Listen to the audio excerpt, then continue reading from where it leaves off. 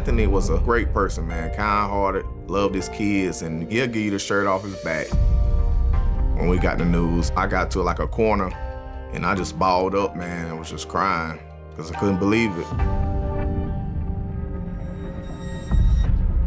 He spotted someone sort of pop out from behind the house, wearing all black.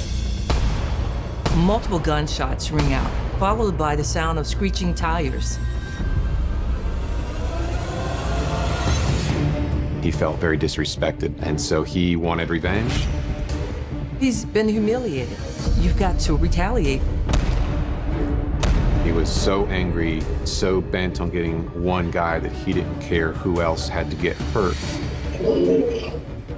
I found it pretty chilling. He showed absolutely no remorse.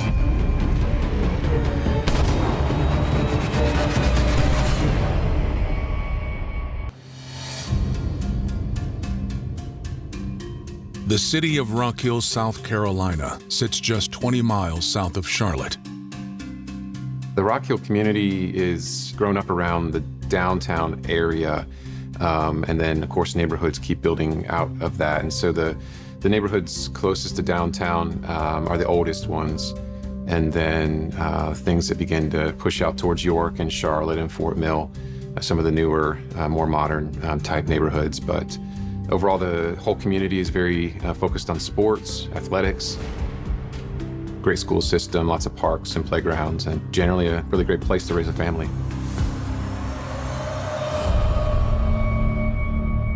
On August 9th, 2015, it's around 11 p.m. when multiple calls come into the Rock Hill Police Department's 911 dispatch center. At this time, the neighbors heard 8 to 9 gunshots ringing out. No one knows what's going on. There's chaos on the scene. Noise complaints are extremely frequent, especially in the Frank Street area. Hearing gunshots also is not infrequent, even if it's just something innocent like someone shooting in their backyard for fun. But in this case, the noise complaint coincided with gunshots. There happened to be other officers nearby who heard those as well. And they heard multiple gunshots ring out, followed by the sound of screeching tires. The officers who are already close by are able to get over to Frank Street pretty quickly. There were quite a number of people around the victim who was in the front yard. They find a man laying in the grass, face first, bleeding from his head with an apparent gunshot wound. He was shot twice, once in his arm and once in the head. It appeared he saw the shooter and threw up his arms to block the shot, but when he was shot in the head, he immediately went down. They located a faint pulse on him. He was still alive at the scene at the time. They roll him over to administer first aid, and they find a gun underneath him. The gun was just lying between him and the ground. It was a handgun, so it was pretty clear that he had either been holding it or it had fallen out of his waistband where he fell. But they did just treat him right there until the medics arrived. Since the .380 caliber gun was found underneath Anthony, police think that he was carrying it. They didn't know exactly what had happened, but one, it's not unusual for people in that neighborhood to carry weapons for protection, and two, it could have easily been assumed that he and another person were possibly shooting at each other. They wouldn't have known that until they got the area cleared and were able to begin searching for spent shell casings. He also had his South Carolina identification in his pocket. The man is identified as 30-year-old Anthony DeMond Hart. The victim's still alive. They're trying to work him, trying to save him. He is transported to a hospital in Charlotte, North Carolina. Many of the people who are out in the street know Anthony, and so word gets around pretty quickly. They called me and it was like, man, Anthony just got shot. I was like, what? So, like I said, I got the keys, took off to the hospital. His friends was there and family was there. It was kind of a couple laughs at first, just joking about things in the past, but because we didn't know the severity of it.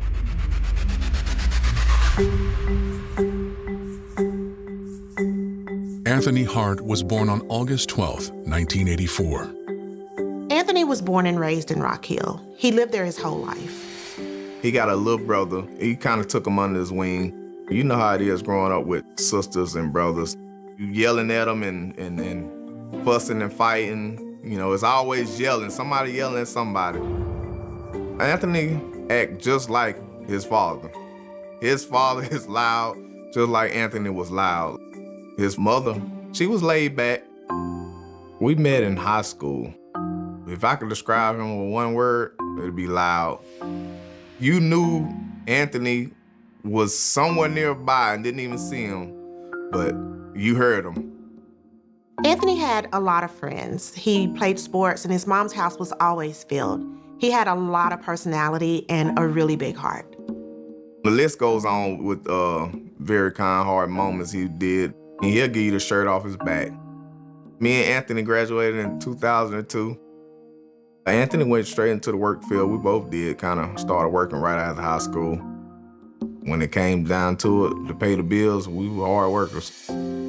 He became a father in his early 20s, and then he went on to have 2 more kids. He has 2 boys and a little girl. He loved his children. He was a great family man. He was a great father. Anthony eventually went to school to be an electrician. He thought that would be a good career and he would be able to support his kids. So when he wasn't with his kids or working, he liked to hang out with his friends in the neighborhood.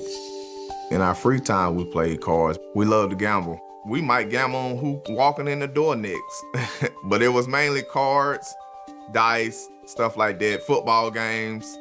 We would gamble on anything. He was a good guy who worked hard and kept a low profile. He loved his kids and would help anyone who needed it. He was one of those guys that you just wouldn't expect to have no drama, you know, no beef.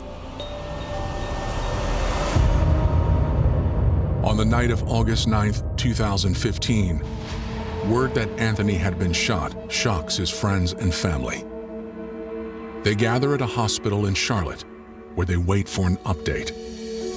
Mama and Daddy, they were there because we didn't know, the situation at first. Everybody kind of was filling in what was going on, so I kind of got filled in when I got there. Anthony was shot in his left temple and twice in his left forearm. Apparently, Anthony was trying to block the shots with his forearm, and Anthony then died not long after he arrived at the hospital. The shot to the temple proved fatal. When we got the news that he had passed away, man, it was just like chaos everywhere. Everybody started screaming and crying. I remember me personally, I got to like a corner and I just balled up, man, and was just crying because I couldn't believe it. We just all just broke. It was terrifying. Back in Rock Hill, homicide detectives arrive on Frank Street. I do not know exactly if it was during transport or very shortly after. I remember that we had not been on the scene all that long before we were notified that he had died. This seemed as a regular shooting call, but after he died, it took it to a whole different level. It was now a homicide case. We located 7 shell casings that were of a .22 caliber. They were all near the back of the house, though. There were none near Anthony or his, where he fell. The shooting had happened from sort of the back side of the house towards the side of it, which would have given a direct line of sight to the roadway where he was located. The casings looked like they were from some type of long gun or rifle. They all appeared to come from the same weapon. But not from the .380 found underneath Anthony. It was apparent that his weapon had not been fired. It was fully loaded. There were obviously no spent casings around him. It was pretty clear that he was carrying a gun, probably for his own protection, but he never had a chance to fire it in his defense. Police speak with the witnesses. People had fled the area after the shooting happened for fear of their safety. But there were quite a number of people who had been inside the home there playing some cards that night, just hanging out, sort of having a kickback, as they call it. And they were all mostly outside looking at the situation. One of them is a man named Roderick Wright. Mr. Wright was just a longtime friend of the victim, Mr. Hart, and he was another one of the persons there that evening playing cards and hanging out. Roderick tells investigators that Anthony had also been in the house. So they were just generally hanging out that evening. I don't know how long they had been playing, but at some point he stepped outside, I guess, to get some fresh air. Roderick went with him.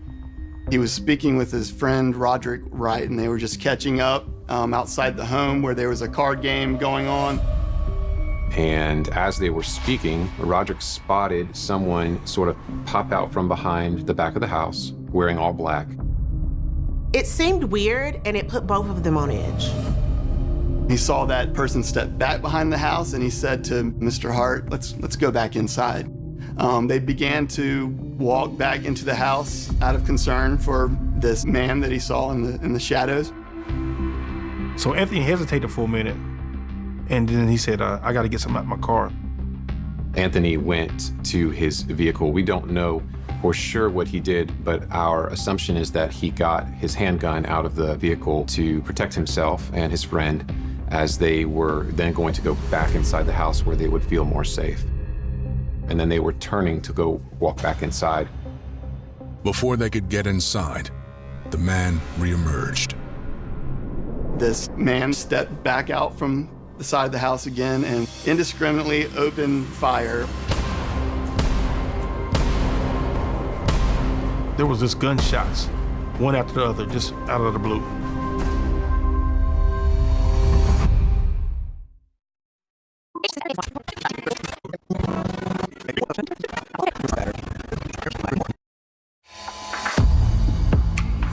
Rock Hill, South Carolina police are investigating the shooting death of 30-year-old Anthony Hart. Investigators on the scene speak with Anthony's friend and witness to the shooting, Roderick Wright. A man came from the side of the house, dressed in all black, just opened up fire, started shooting, and he said he panicked and fled the scene. He was definitely on edge and scared and had gotten his car and sped away. So it was a very traumatic moment for him. The witness stated that he fled from the scene in fear of getting shot himself. So as soon as he heard that the coast was clear, he came back. Roderick's statement helps investigators develop a theory.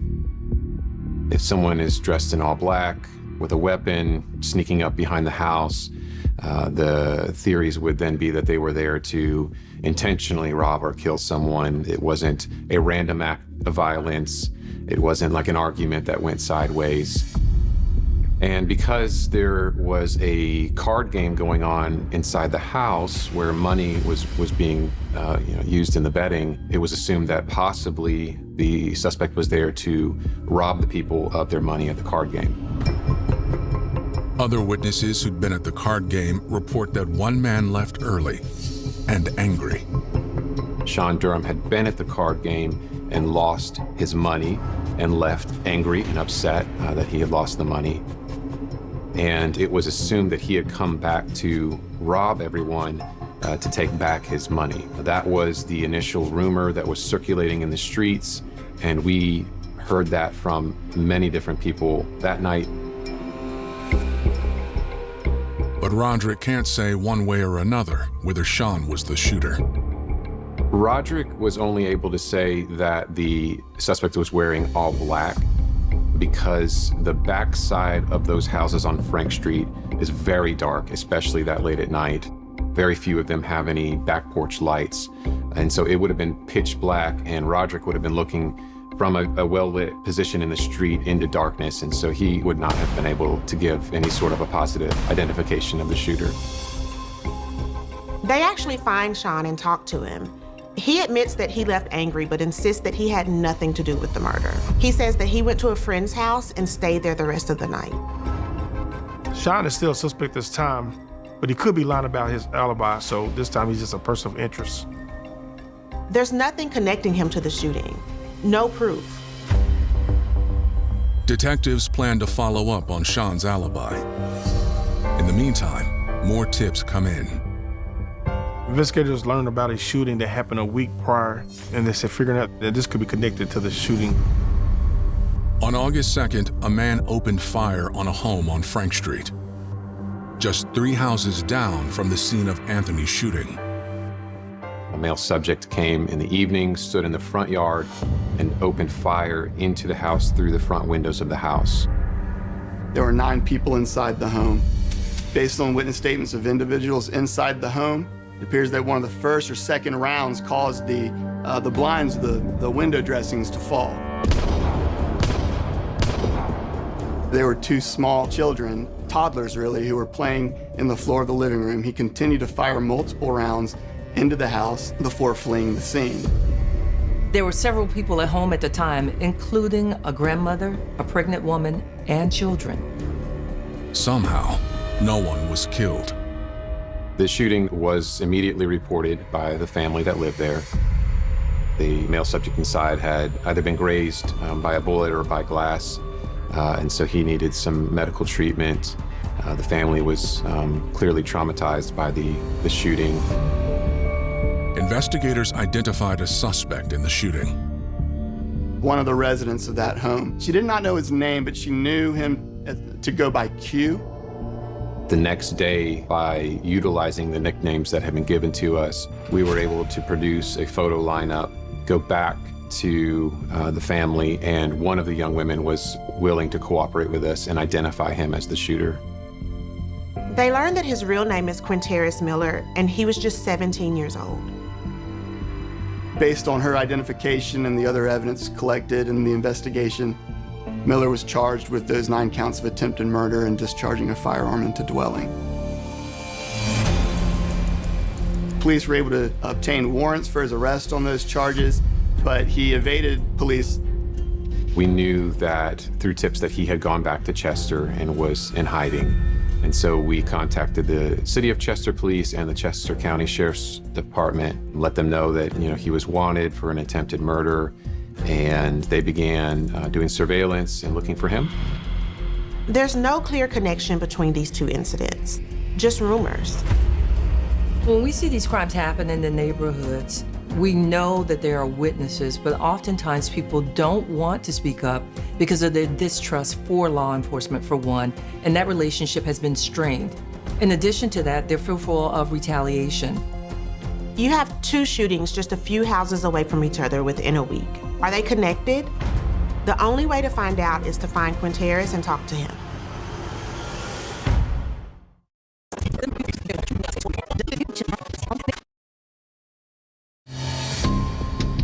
After 30-year-old Anthony Hart dies during a shooting in his Rock Hill neighborhood, police look to question the suspect in another shooting, Quinteris Miller. He allegedly shot into a house full of people, which included a toddler and a senior citizen. There's a warrant for his arrest now, but now he's on the run. Word on the street is that the 2 shootings are connected. People are saying that the same person who shot at the house shot Anthony, but police don't know if that's true, and if that's true, what the connection might be. As police continue to hunt for Quinteris, they take a closer look at the first shooting. The family did tell us that it happened probably because of the fight that took place there in their front yard earlier that day. The family made the connection for us because they knew that Quinteris was present at both incidents. On August 2nd, a man by the name of Swedarius Beatty got into an argument or a fight of some sort with his girlfriend at the time. Beatty's girlfriend is Quinteris Miller's sister. He received a call from his sister that she was there, and so he went over there to help protect his sister. Quinteris Miller arrived on Frank Street with a group of other people to confront Mr. Beatty about the altercation with his sister. During that confrontation, things escalated. A young woman got out some pepper spray, and she sprayed Quinteris' sister and everyone who was in her car. Quinteris got mad about that and hit the pepper spray out of the young woman's hand. Well, that was Beatty's sister. So Beatty got mad and attacked Quinteris with the brick. Suddenly, Beatty hits him in the face with a brick and knocks him unconscious.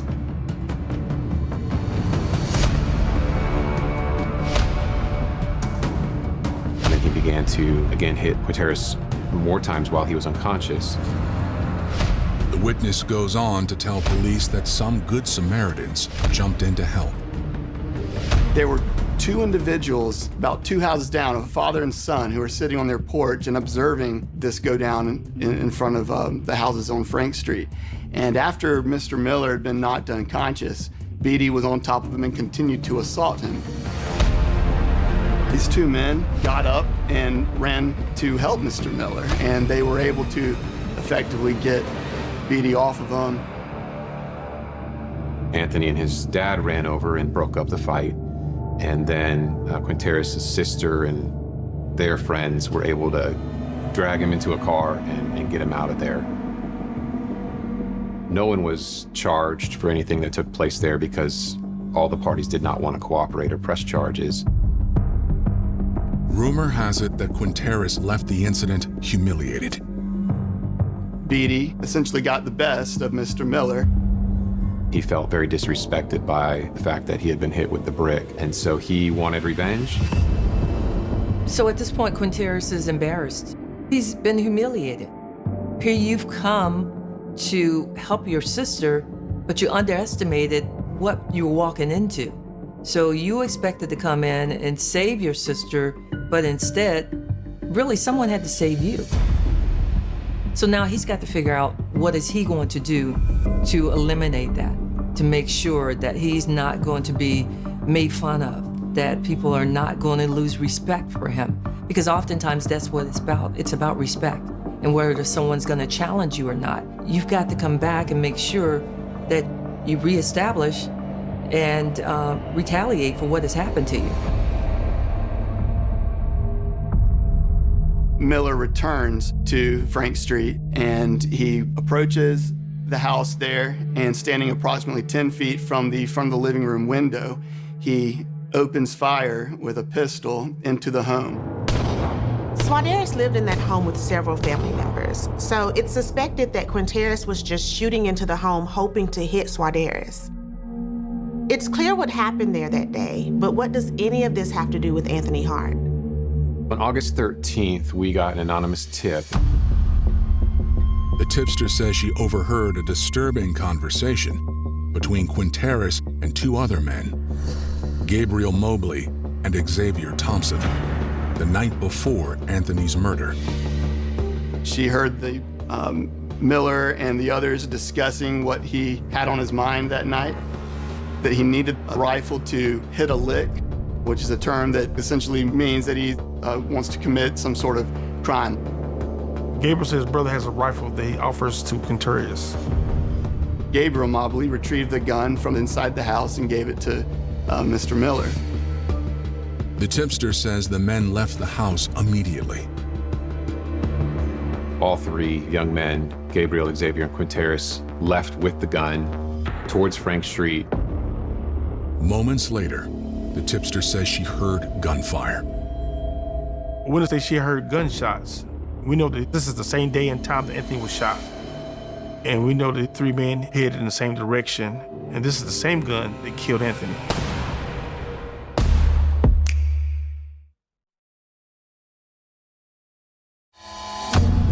Investigators are on the hunt for 17-year-old Quinteris Miller, a suspect in multiple crimes, including the murder of Anthony Hart.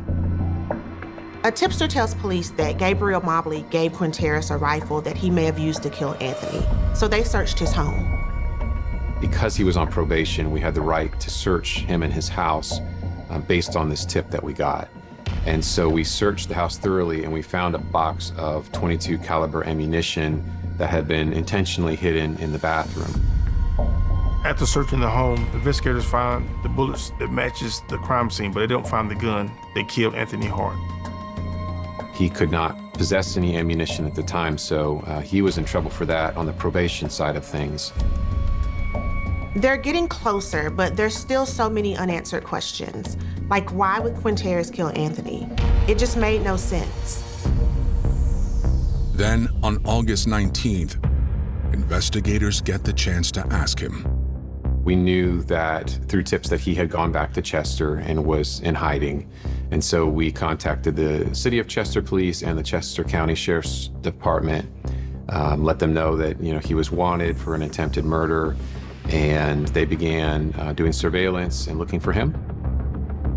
Quinteris was arrested in Chester, then transported to Rock Hill Police Department. They spotted him getting into a car in downtown Chester. They just simply pulled him over, and he gave no problems. They arrested him and transported him up to Rock Hill for us. At that point, Quinteris was arrested for attempted murder charges for shooting up the house. Quinteris agrees to an interview. He freely told us about the fight that happened in the morning, but then he denied having come back to shoot up Mr. Beatty's house that evening. He denies involvement in any of the shootings. Instead, he offers up an alibi. He denied any involvement, but he did admit that he was in Rock Hill that day, that he was with the Mobleys, and he had claimed that he was playing video games with Gabriel Mobley at the time of the shooting. And then once we got to the questioning of the murder, he requested a lawyer, and he ended the interview and did not discuss that at all. We informed the family of updates of the case as it was going along. So once we had arrested Quinteris for the first shooting, that's when we spoke to the family. Anthony's dad is familiar with the house where Quinteris allegedly opened fire after the fight. He and Anthony had friends who lived a couple of houses down from where the incident took place. It was a very common place for them to be, and that's when he remembered. He and his son, Anthony, they witnessed a fight on Frank Street.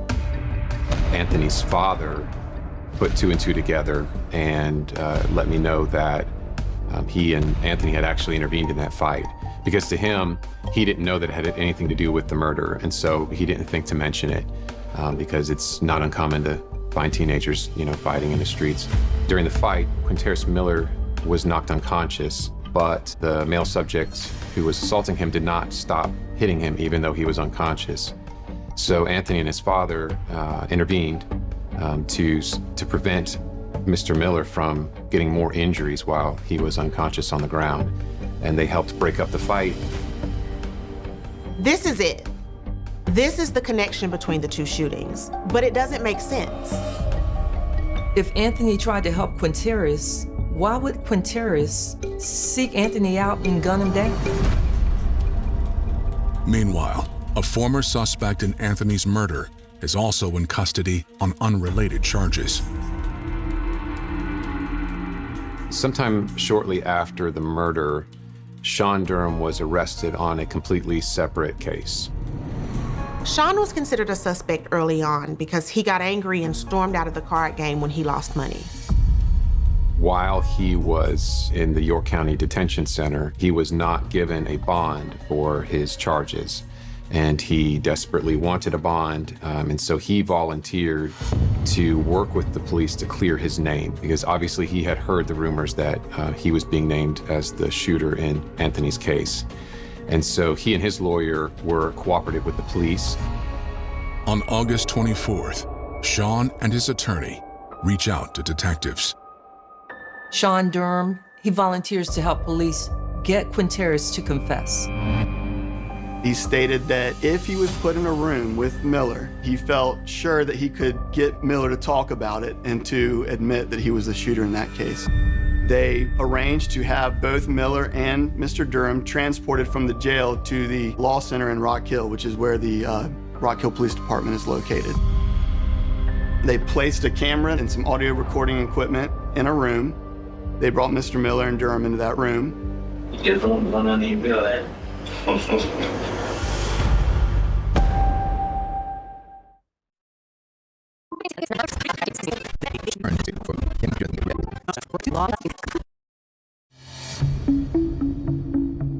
On August 28th, 2015, police in Rock Hill, South Carolina, listen in as Sean Durham attempts to pull a murder confession out of Quinteris Miller. Quinteris and Sean are placed in a room alone together with a hidden recording device.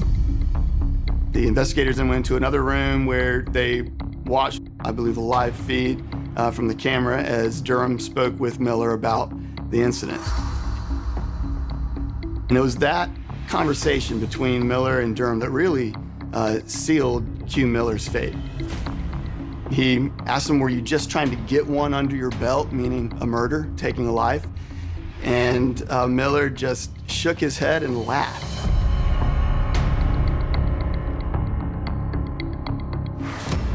It would have given Quinteris a lot of street cred. And so he seemed quite happy to talk about the murder with Sean.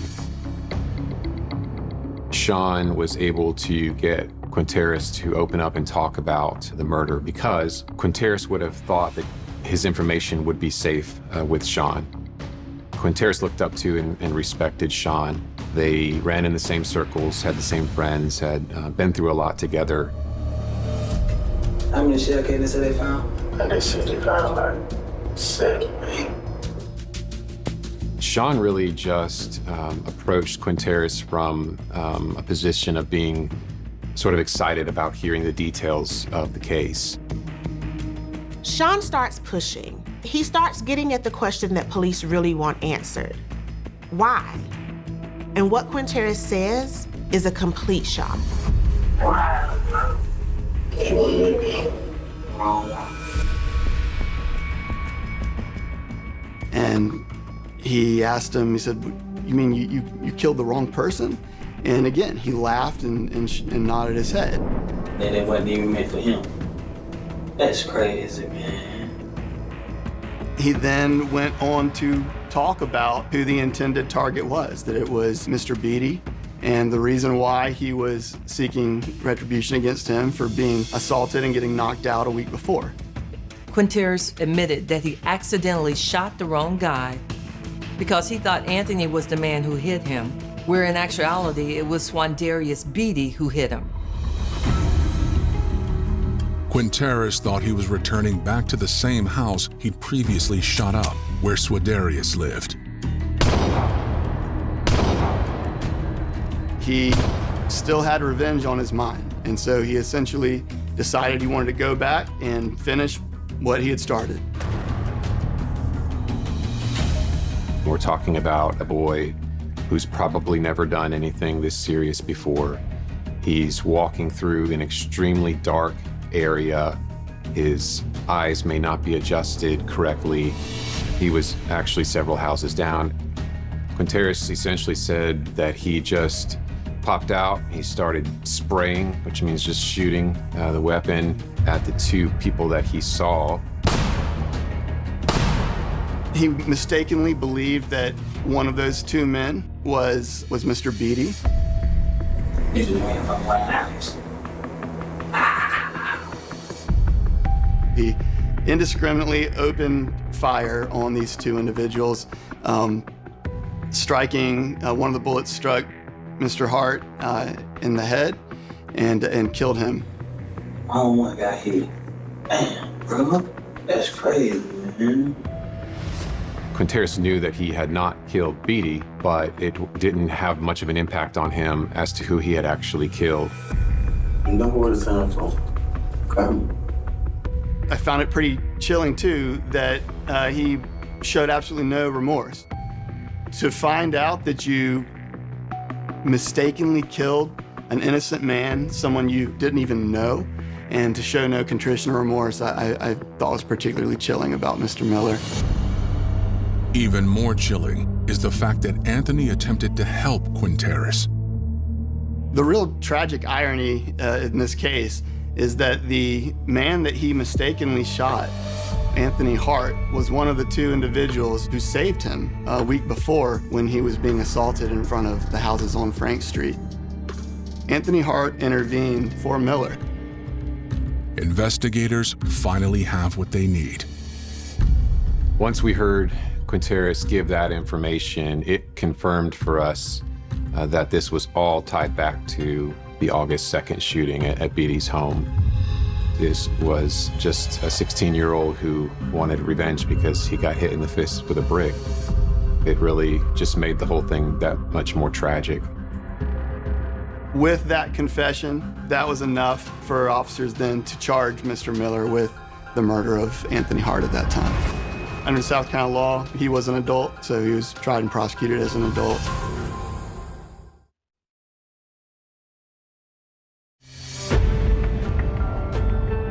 Following a taped confession, Quinteris Miller faces over 20 charges, including murder and multiple accounts of attempted murder.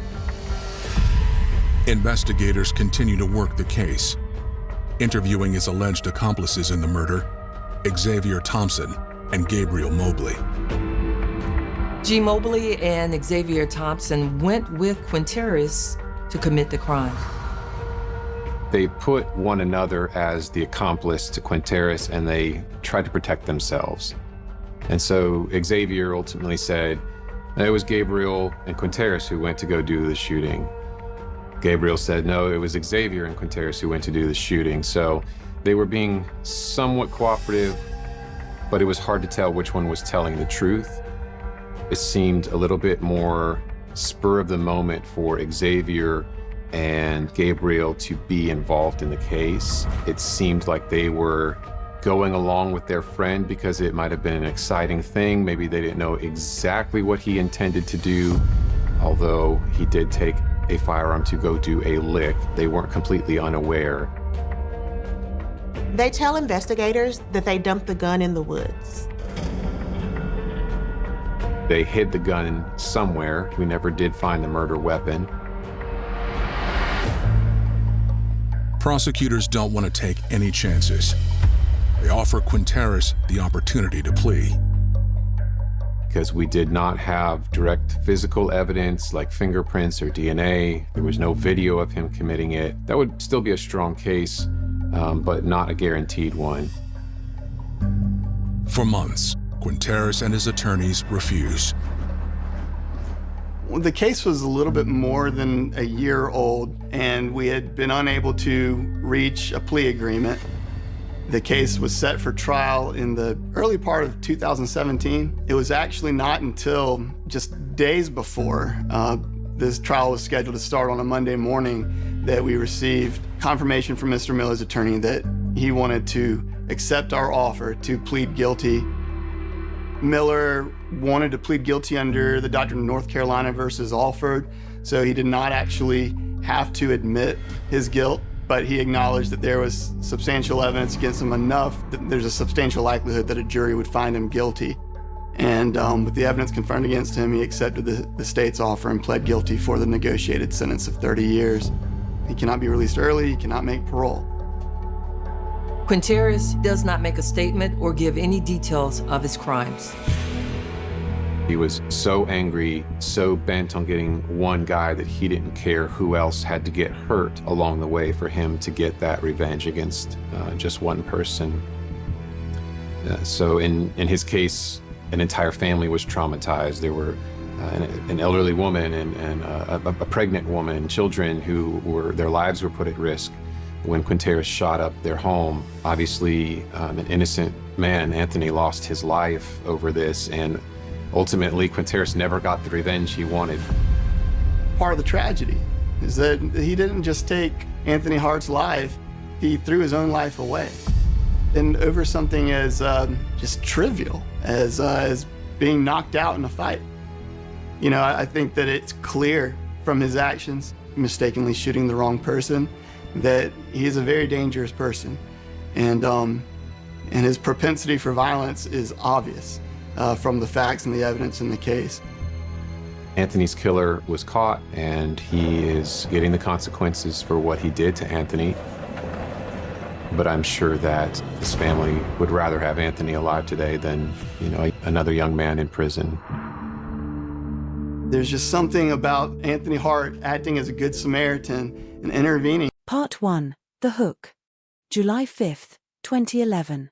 Outside the courthouse in Orlando, Florida, the summer air felt heavy enough to stop breathing. Television cameras stretched across the sidewalks like rows of steel insects. Reporters stood shoulder to shoulder. Thousands of people watched giant screens. Millions more sat in living rooms, offices, restaurants, and airport terminals across America. Everyone was waiting for the same words. For nearly 3 years, The country had followed the story of a little girl named Kaylee Anthony. A child with bright eyes. A child whose smile had appeared on missing person posters, television broadcasts, and newspaper front pages from coast to coast. A child whose disappearance had transformed into one of the most controversial criminal investigations in modern American history. And now, after months of testimony, arguments, forensic evidence, accusations, and endless public debate, 12 jurors were about to deliver an answer. Or at least the closest thing to an answer the legal system could provide. Inside the courtroom, the atmosphere felt almost unreal. No one moved more than necessary. No one spoke above a whisper. The room seemed frozen in anticipation. Then the verdict was read. Not guilty. For a brief moment, there was silence. The kind of silence that arrives before people fully understand what they have just heard. Then came disbelief. Shock. Anger. Confusion. Across the country, jaws dropped. Commentators stared at each other. Families gathered around televisions asked the same question. How? How could one of the most closely watched murder cases in America end like this? How could a child vanish, remain missing for months, be found dead near her home, and still leave behind a mystery that no jury felt certain enough to solve beyond a reasonable doubt? Those questions would echo for years. Because the Casey Anthony case was never just a criminal investigation. It became something much larger. It became a national obsession. A story that seemed to grow darker every time a new detail emerged. A story filled with contradictions. A story where every answer appeared to create two new questions. At the center of it all stood a young mother. 22-year-old Casey Anthony. To some people, she was a calculating killer who had escaped justice. To others, she was a woman judged more harshly by public opinion than by evidence. The gap between those two beliefs was enormous. And inside that gap lived one of the most fiercely debated mysteries of the 21st century. Long before the verdict. Long before the television crews. Long before the courtroom battles. There was only a family living in Orlando. An ordinary suburban neighborhood lined with palm trees and quiet streets. The kind of place where children rode bicycles beneath the Florida sun. The kind of place where neighbors waved to each other across driveways. The kind of place where terrible things were not supposed to happen. Yet sometime during the summer of 2008, something did happen. Something that would eventually draw international attention. Something that would leave investigators chasing a timeline filled with missing pieces. Something that would leave an entire nation arguing over the same fundamental question. What happened to Kaylee Anthony? The mystery did not begin with a body. It began with an absence. A small absence. The absence of a little girl's laughter. The absence of tiny footsteps running through a house. The absence of a child who, according to those who loved her, was the center of an entire family's world. Days passed. Then weeks. And somehow, no official missing person report appeared. No frantic search. No immediate emergency response. No statewide alert. 31 days. 31 days would pass before authorities were formally told that Kaylee was gone. 31 days. That number would become one of the most repeated facts in the entire case. Because for many people, it felt impossible to understand. How could a mother wait more than a month before reporting her 2-year-old daughter missing? Investigators would soon discover that this question was only the beginning. As detectives dug deeper, they encountered stories that shifted and changed. Names that seemed to lead nowhere. Explanations that collapsed under scrutiny. A mysterious babysitter. A kidnapping claim. A trail of statements that investigators struggled to verify. Each new discovery seemed to pull the case further away from clarity. Then came another detail. A vehicle. A car connected to Casey Anthony. According to witnesses, something about it felt wrong. Not visually. Not mechanically. It was the smell. A smell people would later describe in ways that investigators could never completely ignore. The kind of detail that lingers in memory. The kind of detail that transforms suspicion into fear. By the time law enforcement intensified its search, public attention was already growing. News broadcasts began covering the disappearance daily. Missing person flyers multiplied. Speculation spread rapidly. The country watched. And then, months later, investigators made a discovery in a wooded area not far from the Anthony family home. What they found changed everything. The search for a missing child became a death investigation. The possibility of reunion disappeared. Only questions remained. Questions that forensic scientists would struggle to answer. Questions that detectives would spend years trying to piece together. Questions that lawyers would battle over in court. Questions that survive to this day. Because despite thousands of pages of reports, countless interviews, and one of the most publicized trials in American history, there remains a haunting reality at the center of this story. No one can say with complete certainty exactly how Caylee Anthony died. No witness saw her final moments. No definitive cause of death was established. No confession ever emerged. Instead, the case became a collision between evidence and uncertainty. Between suspicion and proof. Between what many people believed happened and what prosecutors could conclusively demonstrate in a courtroom. As the years passed, the story refused to disappear. Documentaries revisited it. Journalists re-examined it. Former investigators continued discussing it. Legal experts debated it.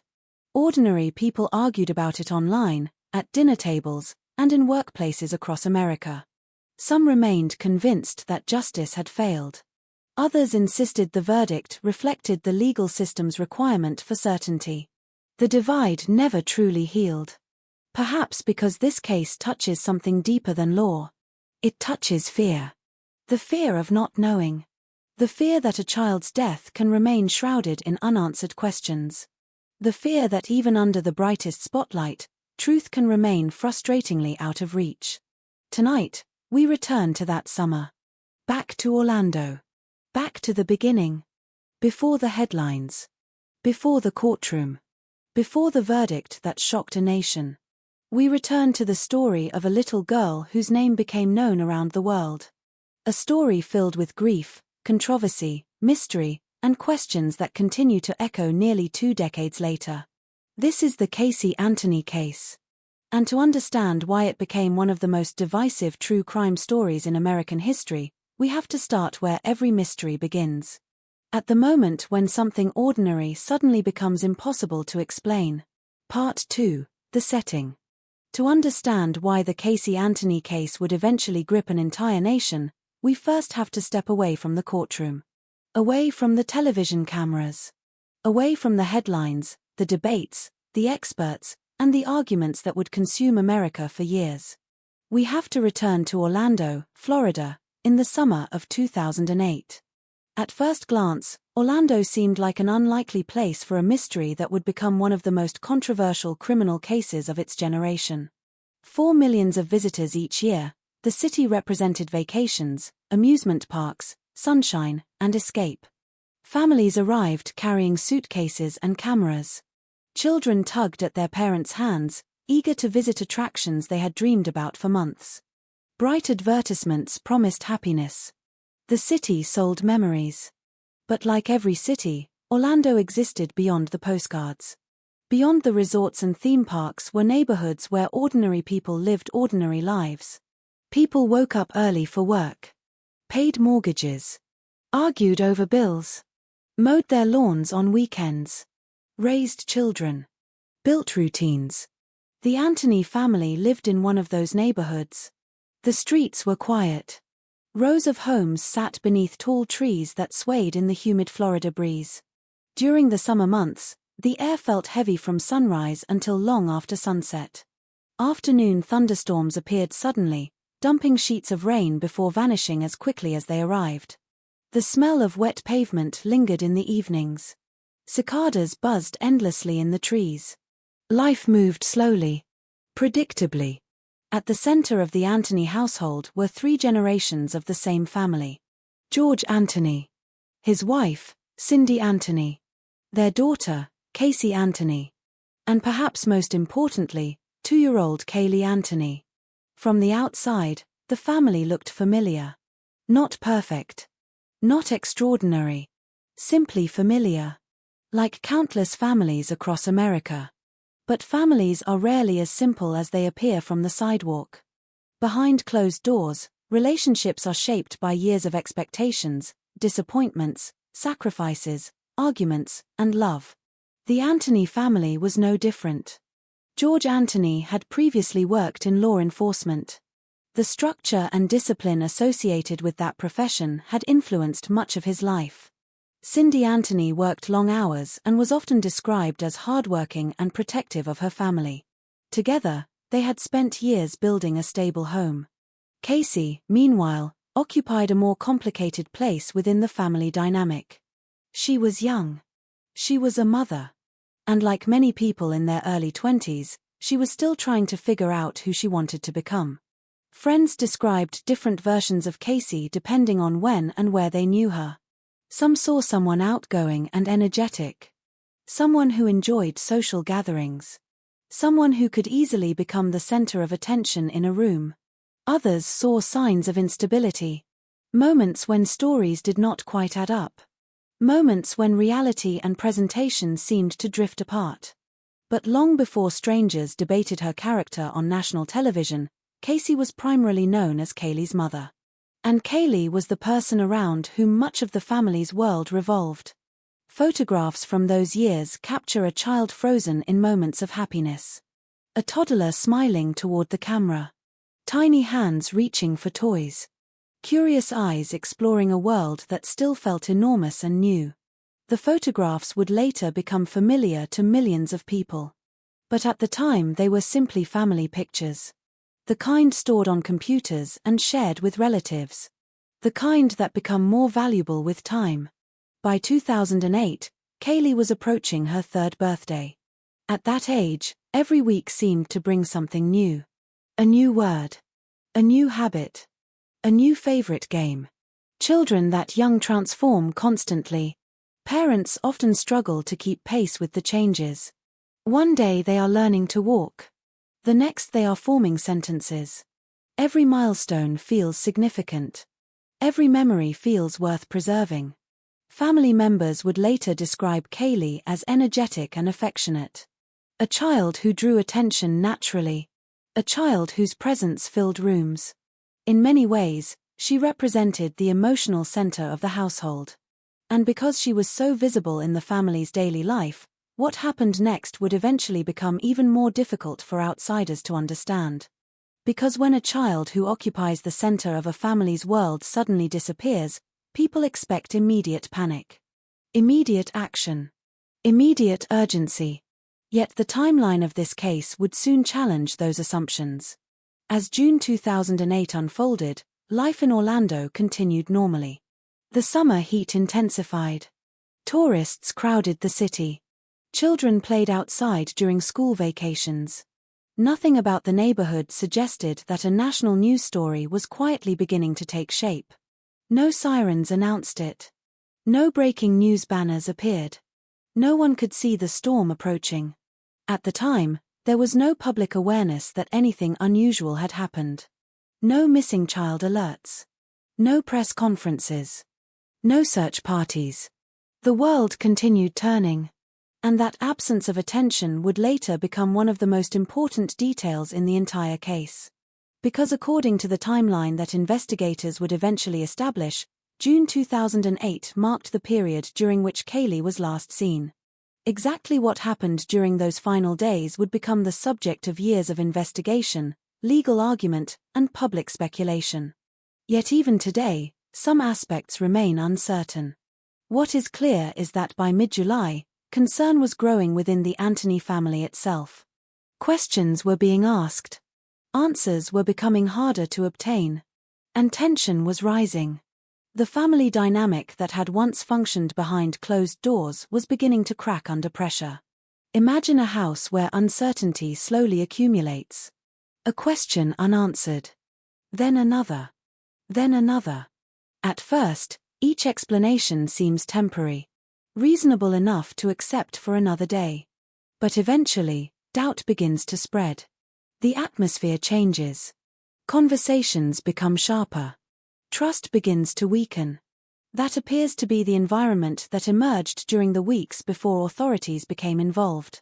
What makes the Casey Anthony case so unusual is that many criminal investigations begin with a report. Someone calls police. Someone sounds an alarm. Someone says a person is missing. This story unfolded differently. The silence came first. The alarm came later. And by the time that alarm sounded, more than a month had passed. 31 days. The number would become inseparable from the case. It appeared in news reports, court testimony, documentaries, public discussions. Again and again, people returned to the same question. What happened during those 31 days? Investigators would spend years trying to answer that question. Journalists would analyze it. Prosecutors would emphasize it. Defense attorneys would challenge assumptions surrounding it. The public would debate it endlessly. Yet during the actual summer of 2008, most people knew none of this. Neighbors continued their routines. Cars rolled through the subdivision. Mail arrived. Grass grew. Thunderstorms came and went. Life looked normal. The contrast between appearance and reality would later become one of the most haunting aspects of the story. Because somewhere within that ordinary summer existed a chain of events that would eventually lead to one of the most scrutinized criminal trials in modern American history. Months later, reporters from across the country would descend upon Orlando. Satellite trucks would line streets. Television networks would provide daily coverage. Legal analysts would dissect every development. The Anthony family home would become instantly recognizable to viewers who had never even visited Florida. But none of that had happened yet. At this stage, the story remained hidden. Contained within a single family. Contained within conversations that outsiders could not hear. Contained within questions that had not yet reached police investigators. And perhaps that is what makes this chapter of the case so unsettling. There was no dramatic beginning. No obvious turning point. No single moment when everyone realized something was wrong. Instead, concern emerged gradually. Like a shadow lengthening across a room. Almost unnoticed at first. Then impossible to ignore. Years later, people would search these early weeks for clues. They would examine photographs. Review timelines. Analyze statements. Attempt to identify the exact moment when the mystery truly began. But mysteries rarely announce themselves. Most begin quietly. Hidden within ordinary days. Hidden within familiar places. Hidden within moments that seem insignificant until viewed in hindsight. And in the summer of 2008, inside a quiet neighborhood in Orlando, a mystery was already taking shape. No one knew it yet. Not the reporters. Not the television audiences. Not the millions of people who would eventually become invested in the story. But the foundations of one of America's most controversial true crime cases had already been laid. The questions were forming. The timeline was unfolding. And somewhere beyond public view, events were moving toward a point from which there would be no return. The world simply had not caught up to them yet. Part 3. The Victim's Story. Before she became the face on a missing person poster. Before her photograph appeared on television screens across America. Before legal experts debated evidence, timelines, and unanswered questions. There was simply Kaylee. A little girl learning about the world one day at a time. A child whose life was measured not in years but in moments. Moments that seemed ordinary when they happened. Moments that would later become priceless. When people hear the name Kaylee Anthony today, they often think immediately of the mystery. The investigation. The courtroom. The controversy. But long before any of those things existed, there was a little girl who laughed, played, explored, and filled rooms with the kind of energy only young children possess. To understand the tragedy at the heart of this story, it is important to remember that Kaylee was not a symbol. She was not a headline. She was not evidence in a criminal case. She was a child. A child who had favorite toys. Favorite games. Favorite people. A child who woke up every morning curious about what the day might bring. Born in August of 2005, Kaylee entered a world that immediately revolved around her. As happens in many families, the arrival of a child changed everything. Schedules shifted. Conversations changed. Priorities rearranged themselves around the needs of someone too young to understand any of it. The adults in her life suddenly found themselves measuring time differently. Days became organized around naps, meals, and bedtime routines.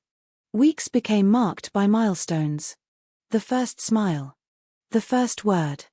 The first steps. The first signs of personality beginning to emerge. And Kaylee's personality appeared early. Family members would later describe her as cheerful and affectionate. A child who enjoyed attention. A child who connected easily with people. Photographs from those years reveal countless snapshots of ordinary happiness. In some images she is smiling directly at the camera. In others she seems distracted by something outside the frame. A toy. A pet. A voice calling her name. The photographs capture what every family hopes to preserve. Tiny fragments of childhood frozen in time.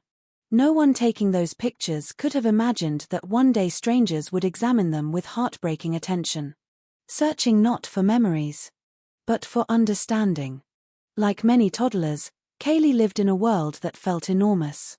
A backyard could become an adventure. A swimming pool could seem as vast as an ocean. A cardboard box could become a castle. Children experience reality differently. The simplest objects carry magic. The smallest discoveries feel monumental. Every day contains something new. A butterfly landing nearby. Rain hitting a window.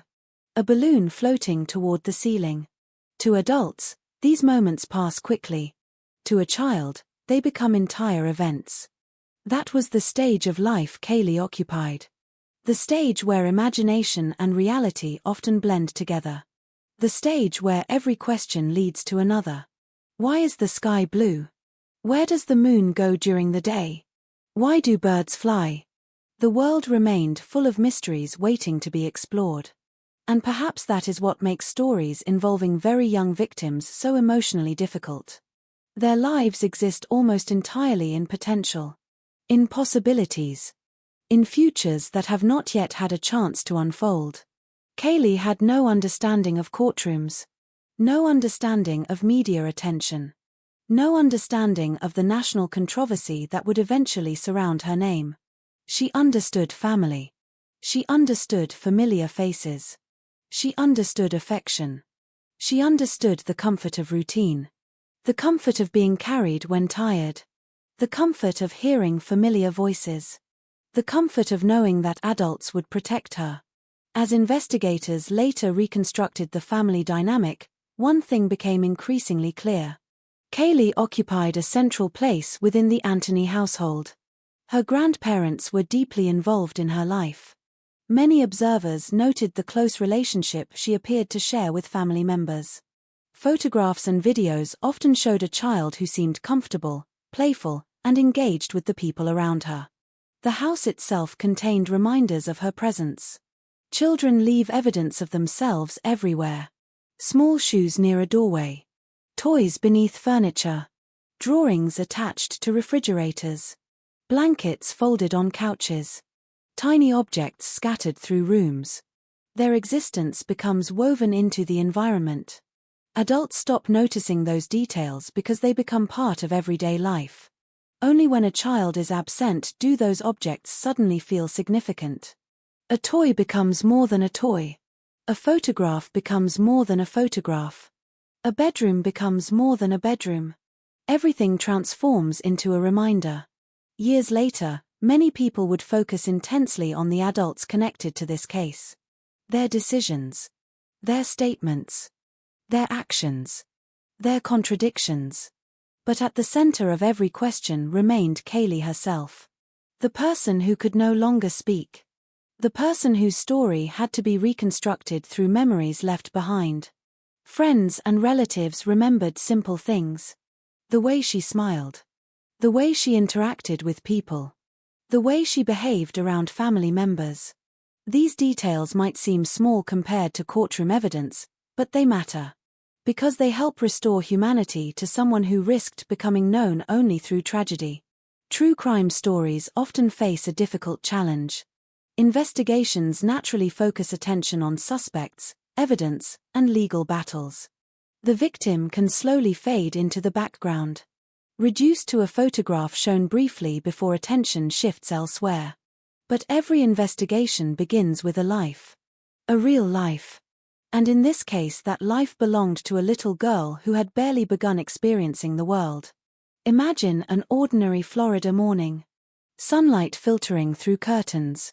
The distant sound of traffic. The smell of breakfast drifting through a house. A toddler waking up and immediately searching for familiar faces. Perhaps asking questions. Perhaps carrying a stuffed animal. Perhaps demanding attention in the way only young children can.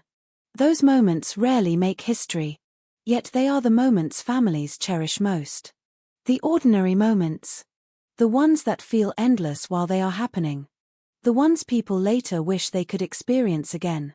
As the summer of 2008 approached, no one outside the family had reason to pay attention to Kaylee Anthony. She was one of countless children living ordinary lives across America. She did not know reporters would one day discuss her name. She did not know her photograph would appear on national broadcasts.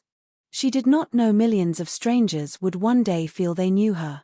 She simply continued being a child. And perhaps that is the most heartbreaking aspect of this entire story.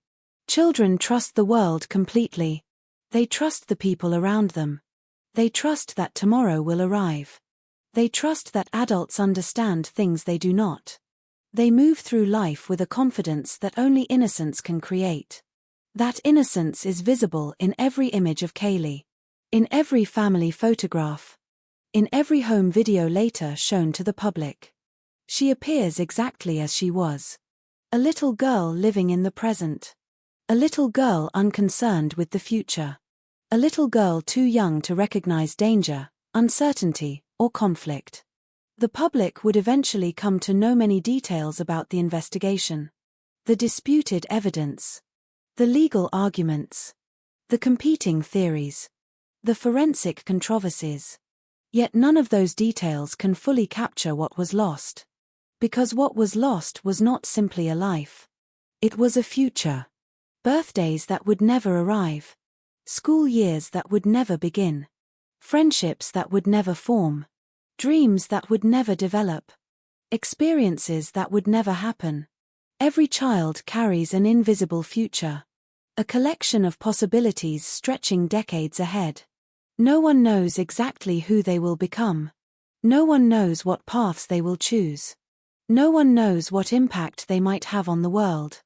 That uncertainty is part of what makes childhood beautiful. Everything remains possible.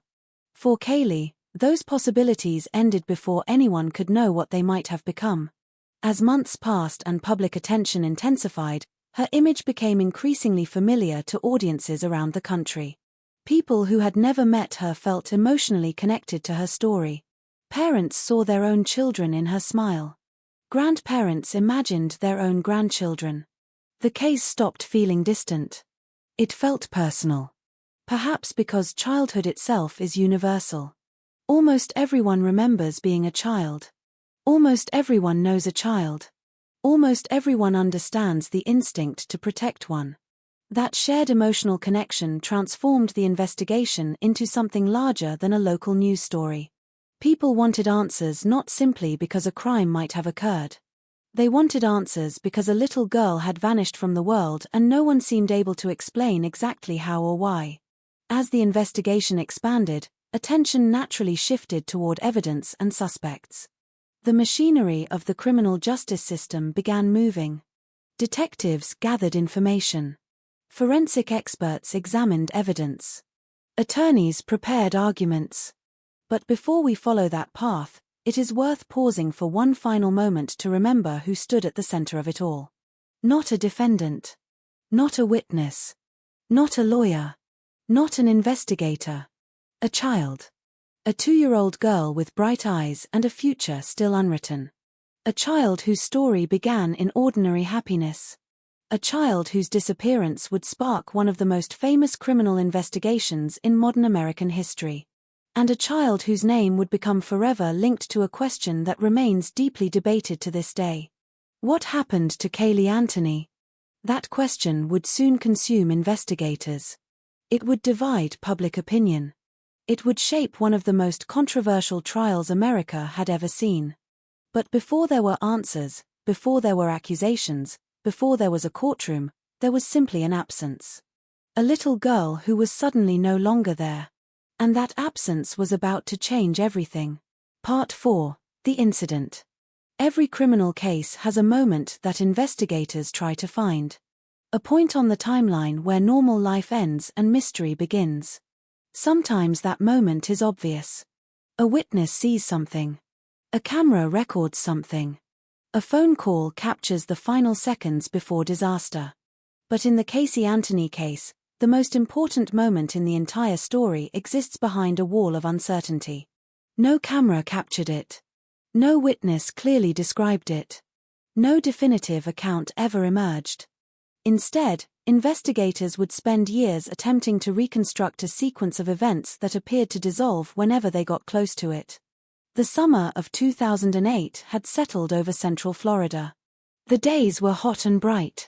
The afternoons often ended beneath dark clouds rolling across the horizon before thunderstorms burst open and soaked the streets. Life continued as it always had. People went to work.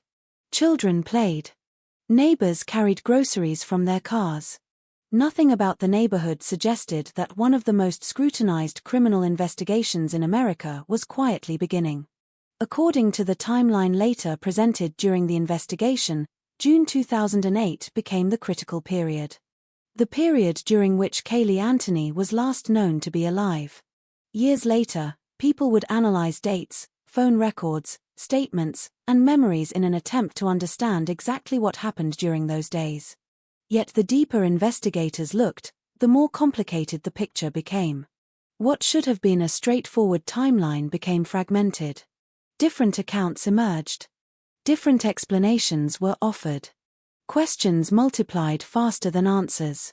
At first, there was no public awareness that anything was wrong. No search teams. No emergency alerts. No police briefings. No frantic television appearances. The silence itself would eventually become one of the most debated aspects of the entire case. Because while the public would later learn that Caylee had not been seen for an extended period of time, that concern remained largely hidden from the outside world during those weeks. To understand why this became so significant, imagine the expectations most people have when a young child disappears. Parents call relatives. Relatives call friends. Police are contacted. Panic spreads immediately. Hours feel precious. Minutes feel important. Every passing moment increases fear. That expectation is deeply rooted in human instinct. When a small child cannot be located, urgency usually follows.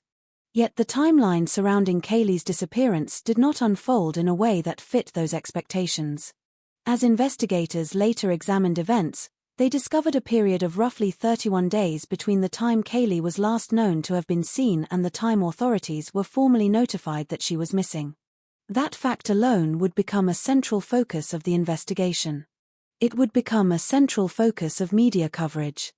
And eventually, it would become a central focus of courtroom arguments. But during those weeks, the outside world remained unaware. Somewhere within that span of time, something had changed. A child who had once occupied the center of a family's daily life was no longer present. Yet no public alarm had been raised. As questions emerged within the family, explanations were reportedly given. One of the most widely discussed involved a babysitter. According to statements that would later become part of the investigation, Casey claimed that Caylee had been with a nanny. The nanny allegedly had a connection to the child's disappearance. At first glance, the explanation appeared to offer a path toward understanding. If a babysitter existed, investigators could locate her. Interview her. Verify her account. Trace her movements. Build a timeline.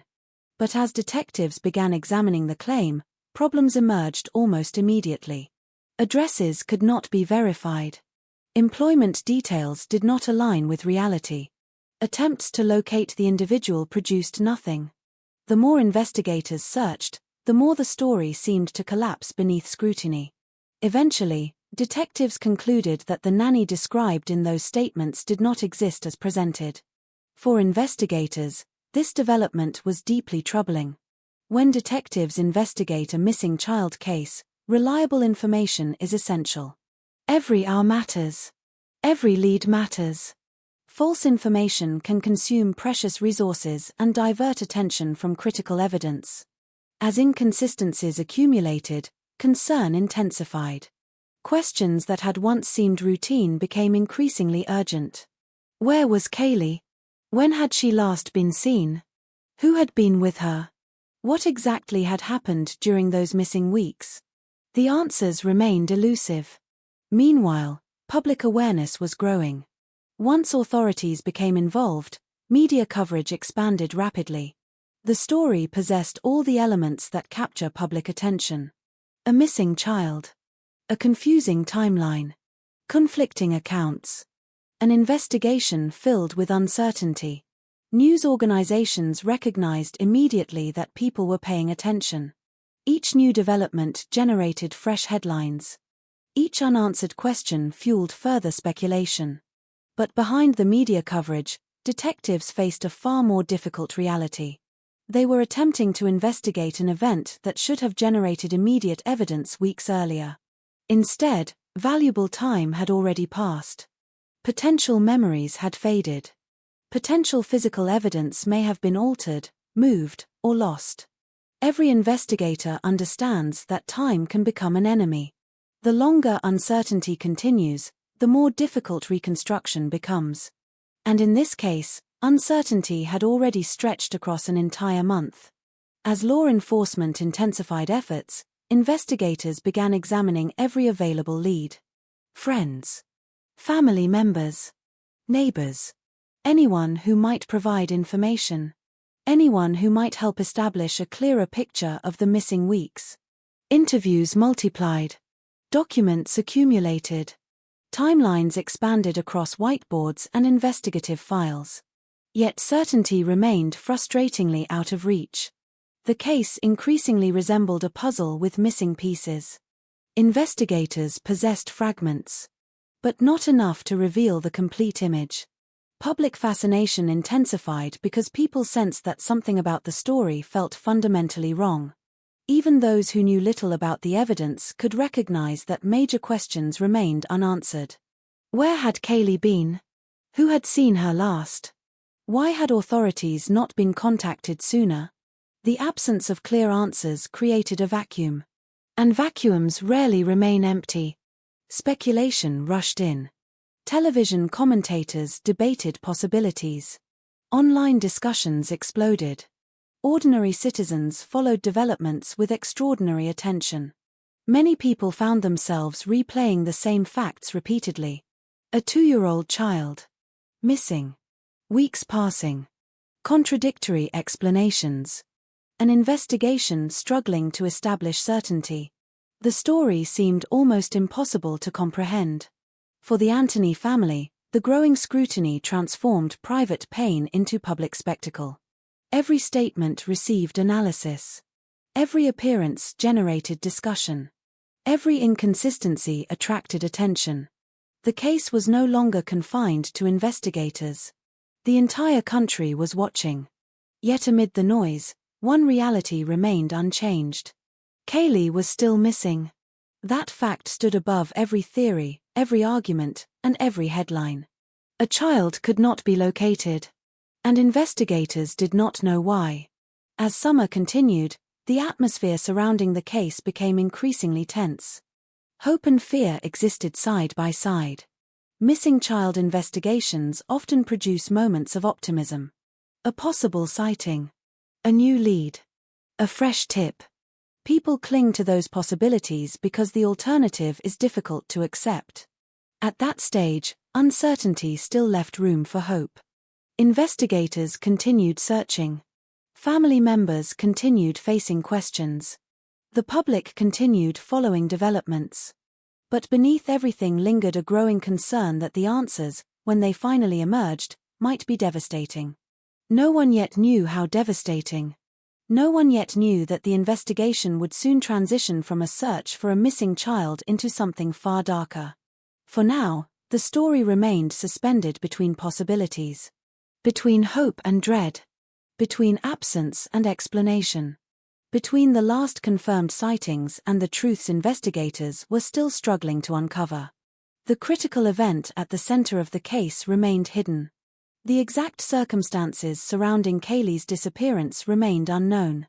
And because they remained unknown, every subsequent development would be shaped by that uncertainty.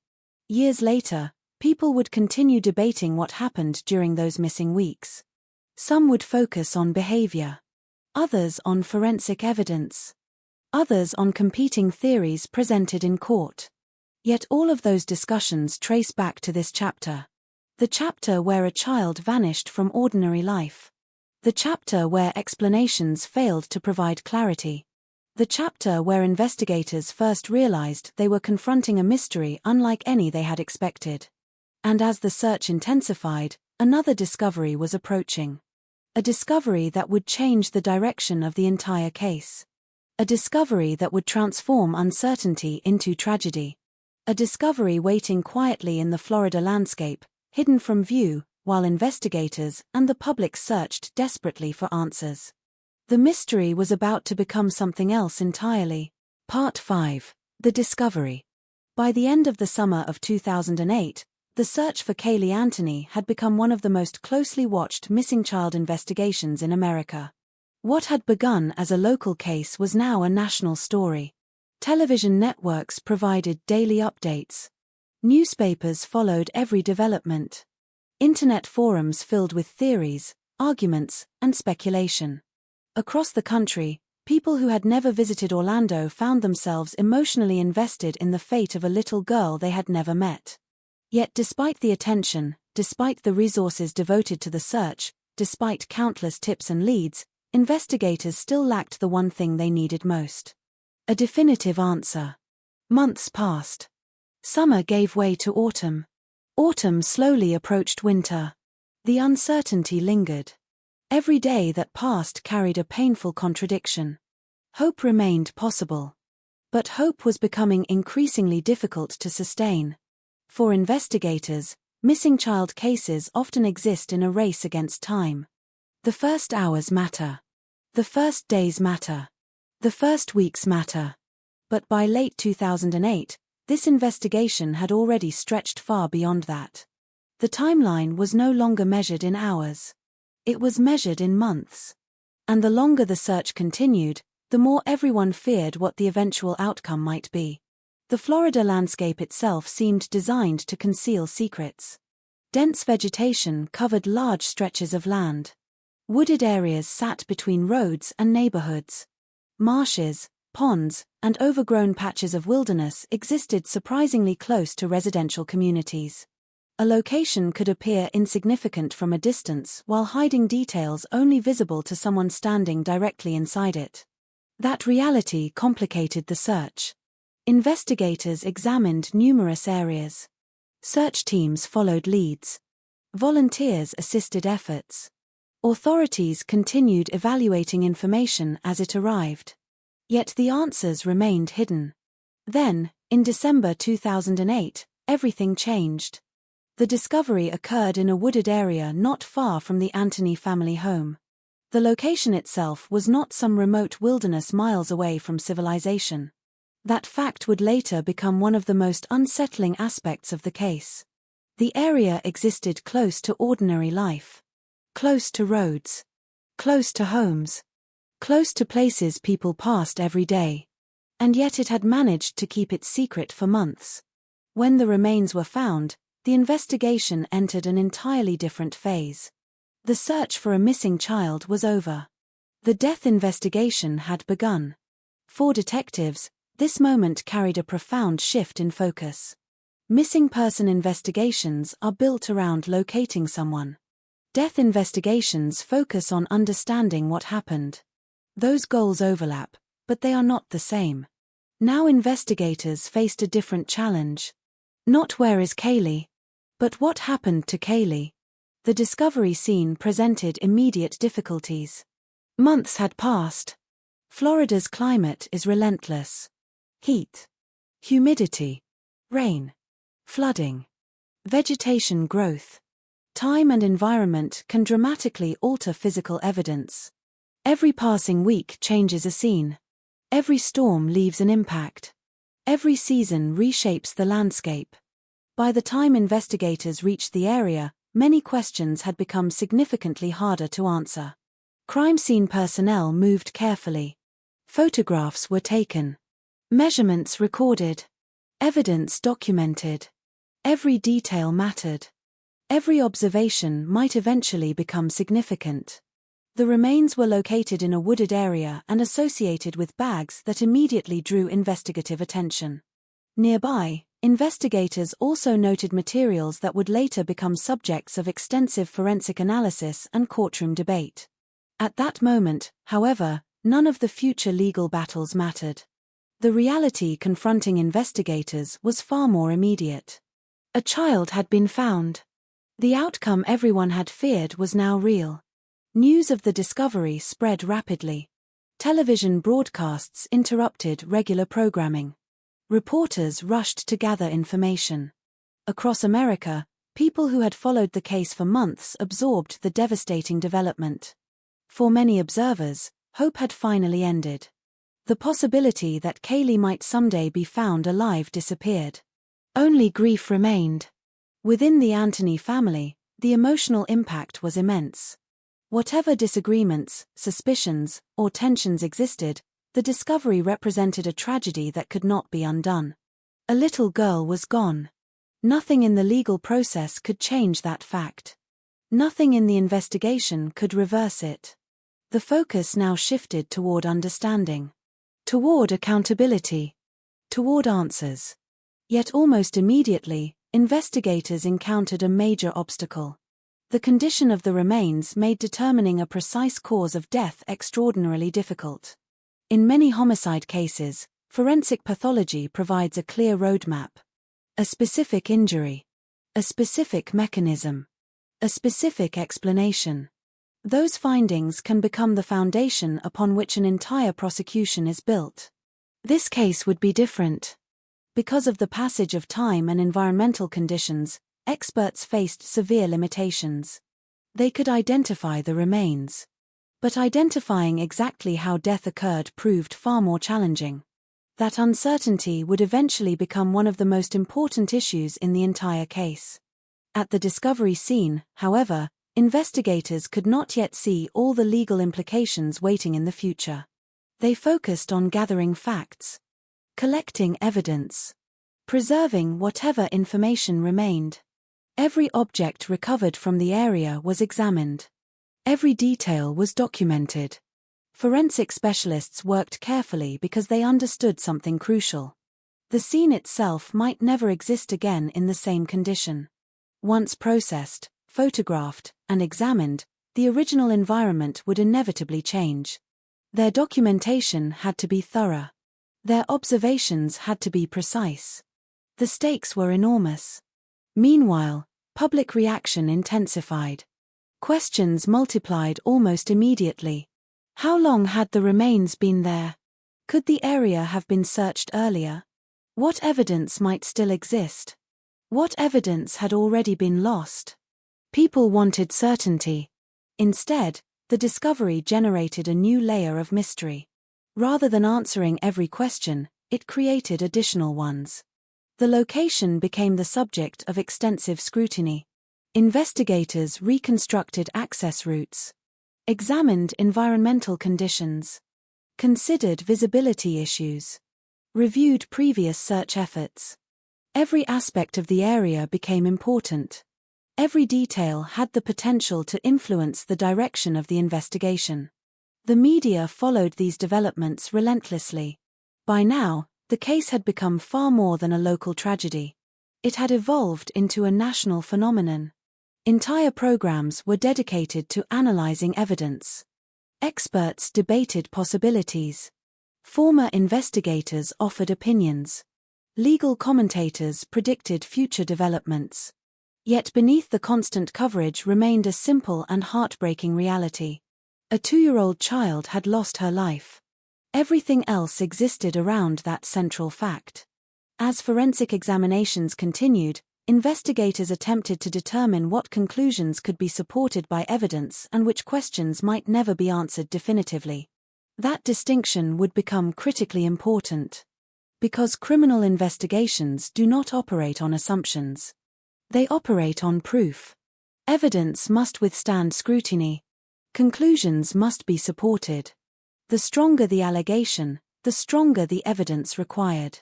Those principles would later shape every stage of the case. But first, investigators needed to understand what they actually possessed. The discovery scene offered clues. Not certainty. Clues. And clues require interpretation. Different investigators may see different implications. Different experts may emphasize different findings. Different attorneys may construct different narratives from the same information. That process had only just begun. As winter settled over Florida, the investigation entered a new chapter. The search was over. The mystery remained. In some ways, it had become even more complicated. The remains had been found, yet the most important questions still lacked clear answers. What exactly had happened? When had it happened? Who knew the truth? Could that truth ever be reconstructed with confidence? Those questions now moved to the center of the investigation. Detectives intensified their efforts. Forensic specialists continued their analyses. Prosecutors began evaluating evidence. The case was no longer focused on finding Kaylee. It was focused on building a timeline capable of surviving legal scrutiny. And as investigators dug deeper into witness statements, digital records, forensic evidence, and the actions of those closest to the child, they would soon find themselves navigating a maze of contradictions, disputed interpretations, and competing explanations. The discovery in the woods had answered one terrible question. Kaylee had been found. But the larger mystery remained alive. In many ways, it was only beginning. Because now investigators faced the challenge that would define the entire case. Not simply proving that a tragedy had occurred, but determining whether the available evidence could explain exactly how it happened, and who, if anyone, could be held legally responsible for it. Part 6. The Investigation. The moment Kaylee Anthony's remains were identified, the investigation entered its most intense and most complicated phase. For months, detectives had been searching for a missing child. Now they were investigating a death. At first glance, that might seem like a simple transition. It wasn't. Because while the discovery of the remains confirmed a tragic outcome, it did not automatically answer the questions investigators needed most. In some ways, it created even greater challenges. A body can tell a story. A crime scene can tell a story. Physical evidence can tell a story. But in this case, months had passed before the remains were discovered. Time had erased some answers before investigators ever had the opportunity to examine them. And so detectives found themselves confronting a difficult reality. They had a victim. They had public attention. They had enormous pressure. But they still lacked certainty. The challenge was no longer finding Kaylee. The challenge was determining exactly what had happened to her and whether the available evidence could support criminal charges. Investigators began assembling every fragment of information they could locate. Witness interviews. Phone records. Computer activity. Financial records. Photographs.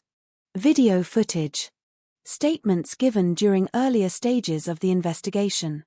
Every detail became important.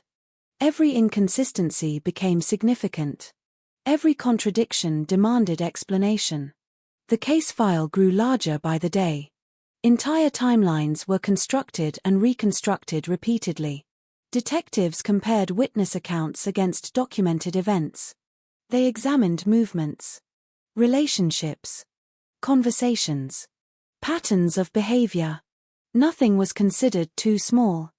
Because in complex investigations, seemingly insignificant details sometimes become critical evidence. From the beginning, one person naturally occupied the center of investigative attention. Casey Anthony, the mother of the victim.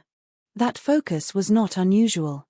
Whenever a young child dies under unclear circumstances, investigators routinely examine those closest to the child first. Parents, guardians, caregivers, people who had regular access, people who were responsible for the child's well-being. This is standard investigative procedure. It does not imply guilt. It reflects probability. The people closest to a child generally possess the most information about that child's final known movements. As detectives reviewed Casey's statements, they encountered a recurring problem.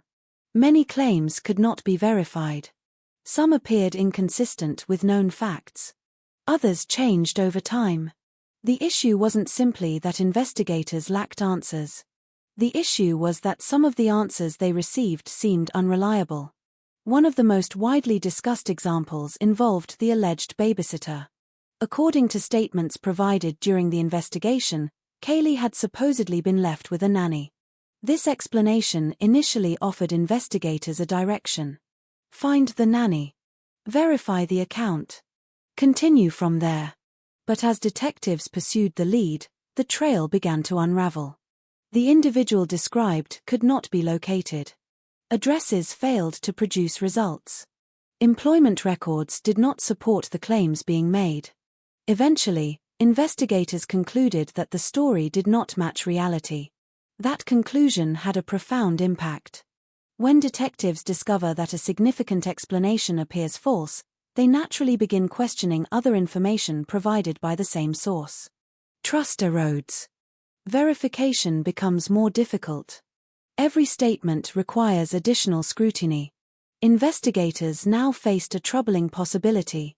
If key elements of the timeline were inaccurate, then reconstructing the truth would become dramatically more challenging. As the investigation expanded, another issue attracted attention. Casey's behavior during the weeks after Kaylee was last known to be alive.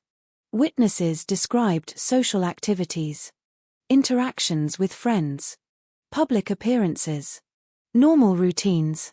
To many observers, these reports appeared difficult to reconcile with the circumstances surrounding a missing child. The public reacted strongly. Media coverage amplified those reactions. People formed opinions quickly. Some saw the reported behavior as deeply suspicious. Others cautioned that human responses to stress and trauma vary widely. Detectives understood that behavior alone rarely proves a crime. People react differently to crisis. Some become emotional. Some become detached. Some deny reality. Some appear calm when outsiders expect panic. Behavior can raise questions. But criminal cases require evidence. Investigators therefore focused on facts they could verify. One of the most debated areas of inquiry involved a vehicle associated with Casey. Witnesses reported concerns regarding an odor detected inside the trunk. The issue quickly became a major investigative focus. Forensic testing followed. Experts examined available evidence. Analyses were conducted. Interpretations emerged. Yet almost immediately, disagreements appeared. Some experts believed certain findings supported investigative concerns. Others questioned the reliability of those conclusions. The disagreement would continue for years. What appeared straightforward to some observers became far more complicated under scientific scrutiny. And that pattern repeated itself throughout the investigation. Few pieces of evidence existed in isolation. Almost every finding generated competing interpretations. Almost every conclusion faced challenges. The deeper investigators went, the more they discovered a case built upon layers of uncertainty. Then there was the computer evidence. Investigators examined activity associated with computers used within the household. Search histories became subjects of intense analysis. Among the most discussed findings were searches involving chloroform. Prosecutors would later view these searches as potentially significant. Defense attorneys would challenge the interpretation. Experts debated timing, attribution, and context. What exactly had been searched? Who conducted the searches? What did the searches actually mean? Those questions became battlegrounds. Again, certainty remained elusive. The investigation increasingly resembled a maze. Each path appeared promising. Each path eventually led to new complications. Detectives continued interviewing witnesses. Friends described conversations. Family members described interactions. Co-workers provided information. People who knew Casey offered observations regarding her lifestyle and behavior. The resulting picture was extensive but not necessarily clear. Human memory is imperfect. People remember events differently. Two witnesses can observe the same moment and later describe it in completely different ways. Investigators had to evaluate credibility constantly. Who remembered accurately? Who was mistaken? Who might be influenced by media coverage or personal feelings? Sorting fact from perception became a major challenge. Meanwhile, public interest reached extraordinary levels. Few criminal investigations in recent memory had generated comparable attention. News programs devoted hours to discussing developments. Legal commentators appeared nightly. Online communities examined every available document. The case became a national obsession. People debated not only evidence but morality. Not only facts but perceptions. The court of public opinion was already operating long before any actual trial began. That environment created additional pressure for investigators. Every development generated headlines. Every leaked detail became a talking point. Every investigative decision faced scrutiny. Yet detectives could not build a case based on public emotion. They needed evidence capable of surviving courtroom examination. And that standard is far higher than public suspicion. As months passed, investigators gradually developed theories regarding what might have occurred. But theories alone are not enough. Every theory must be supported by evidence. Every claim must be defended against challenge. Every conclusion must withstand cross-examination. The legal system demands proof, not assumptions. This distinction would ultimately become one of the defining themes of the entire case. Because many people believed they understood what had happened. But belief and proof are not the same thing. Investigators continued working through enormous amounts of information. Digital records. Forensic findings. Witness statements. Physical evidence. Behavioral observations. Family dynamics. Nothing was ignored. The goal was simple. Build the strongest possible understanding of events. Yet the deeper they looked, the more the case seemed divided between what could be suspected and what could be demonstrated. That divide would eventually dominate the courtroom. Before that could happen, however, detectives still had work to do. Every unresolved question had to be explored. Every alternative explanation had to be examined. Every lead had to be followed. Because defense attorneys would eventually challenge every weakness. Every uncertainty. Every assumption. Investigators knew this. The stakes were enormous. A little girl was dead. The entire nation was watching. And the truth, whatever it might be, remained frustratingly difficult to establish with complete certainty. By the time prosecutors prepared to move forward, the investigation had produced mountains of material. Evidence boxes. Interview transcripts. Forensic reports. Digital analyses. Thousands upon thousands of pages. Yet hidden within all that information remained a problem that no amount of paperwork could fully solve. No witness had observed Kaylee's death. No definitive cause of death had been established. No direct evidence provided a complete account of what happened during her final moments. The investigation had generated suspicion. It had generated theories. It had generated evidence that prosecutors believed was compelling. But whether that evidence would be enough to convince 12 jurors beyond a reasonable doubt was a question nobody could answer yet. And as the investigation approached its next chapter, both sides were preparing for the battle that would define the case forever. A battle fought not in wooded areas or police interview rooms, but in a courtroom. A battle where every piece of evidence would be tested, every witness challenged, every theory attacked, and where the difference between suspicion and proof would ultimately determine the outcome.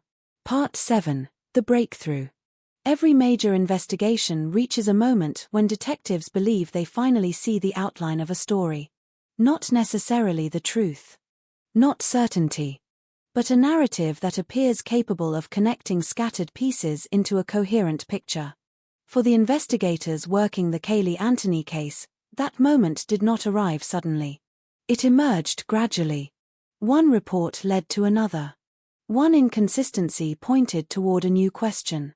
One unanswered mystery became linked to another. Over time, detectives began assembling what they believed was the strongest explanation supported by the evidence they had collected. The breakthrough was not a dramatic confession. It was not a hidden witness emerging from the shadows. It was not a surveillance recording revealing everything.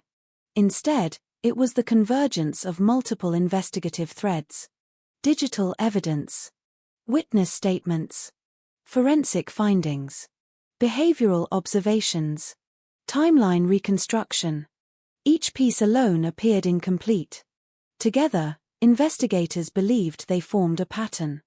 Whether that pattern would ultimately withstand scrutiny in court was another matter entirely.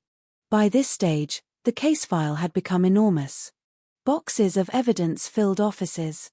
Investigators spent countless hours reviewing documents they had already reviewed dozens of times before. Sometimes a detail overlooked months earlier suddenly seemed significant. Sometimes a statement that appeared meaningless gained new importance when compared with another piece of evidence. The work was exhausting, methodical, often frustrating. But gradually detectives felt they were moving closer to understanding the events surrounding Caylee's disappearance. One of the most significant developments involved the continuing analysis of digital records. Computers have no emotions, no loyalties, no fears. Unlike human witnesses, digital systems do not forget. They simply record. Investigators examined internet activity associated with computers connected to the household. The findings became the subject of intense discussion. Certain searches drew particular attention. Among them were searches involving chloroform. To prosecutors, the existence of such searches appeared potentially important. They believed the information could contribute to a larger narrative. A narrative they were constructing piece by piece. But even at this stage, complications remained. Digital evidence often appears straightforward until experts begin examining it closely. Questions emerged. Who conducted the searches? Exactly when did they occur? Could attribution be proven conclusively? What conclusions could legitimately be drawn from the activity? The answers were not always simple. Nevertheless, investigators viewed the computer evidence as an important element within the broader picture. Another area receiving substantial attention involved the vehicle connected to Casey Anthony. The vehicle had already become one of the most debated subjects in the investigation. Forensic examinations generated reports. Experts offered opinions. Laboratory analyses attempted to determine what conclusions could be supported scientifically. Some findings appeared significant to investigators. Other findings generated disagreement among experts. Yet prosecutors believed the evidence contributed to a larger pattern. A pattern they intended to present to a jury. As detectives continued building their case, they revisited witness interviews repeatedly. People who knew Casey were questioned. Friends described conversations. Acquaintances recalled interactions. Investigators compared accounts against documented timelines. Every discrepancy mattered. Every contradiction demanded explanation. One theme appeared repeatedly throughout the investigation. The issue of false or misleading statements. Detectives believed they had encountered multiple explanations that either could not be verified or directly conflicted with established facts. The alleged babysitter remained one of the most visible examples. From an investigative perspective, this issue carried enormous significance. False information can complicate an inquiry. It can delay discovery. It can redirect resources. It can create entirely new investigative pathways that ultimately lead nowhere. As detectives assessed the growing collection of statements, they increasingly viewed certain inconsistencies as meaningful. Again, however, the distinction between suspicion and proof remained critical. Investigators could identify contradictions. They could document inaccuracies. But proving a specific criminal act required something more. The challenge facing prosecutors was becoming increasingly clear. They needed to persuade a jury not merely that inconsistencies existed. They needed to persuade a jury that those inconsistencies formed part of a criminal narrative supported by evidence. And that is a much higher standard. As months turned into years, the investigation evolved into preparation for trial. Detectives were no longer simply collecting evidence. They were evaluating how that evidence would survive legal scrutiny. Every piece of evidence faced an important question. Would a jury find it persuasive? Would experts withstand cross-examination? Would alternative explanations create reasonable doubt? Experienced investigators understand that criminal cases are not won during press conferences. They are won in courtrooms. Evidence that appears powerful in public discussion sometimes weakens under legal examination. Evidence that appears minor can become crucial when viewed within a broader context. The transition from investigation to prosecution forced everyone involved to think differently. Prosecutors reviewed the case from every angle. What was strong? What was vulnerable? What arguments would the defense make? Which witnesses would be challenged most aggressively? The answers shaped strategy. At the center of the prosecution's developing theory stood a difficult reality. No definitive cause of death had been established. That fact created a substantial obstacle. Most homicide prosecutions benefit from a clear mechanism. Jurors can understand what happened. They can visualize the sequence of events. In this case, uncertainty remained. Prosecutors therefore focused on circumstantial evidence, contradictory statements, behavioral patterns, forensic findings, digital records. The argument was not built upon a single overwhelming piece of evidence. It was built upon accumulation. A collection of facts that prosecutors believed pointed toward one conclusion. The defense viewed the same landscape very differently. They saw weaknesses, gaps, unanswered questions, alternative possibilities, and they prepared to attack every assumption. Long before the trial began, the battle lines were already forming. Investigators and prosecutors believed they had assembled a compelling case. Defense attorneys believed substantial doubt remained. Neither side intended to retreat. Meanwhile, public interest continued growing. By now, the case had become one of the most recognizable criminal investigations in America. People discussed it at work, at home, online, in restaurants, in classrooms.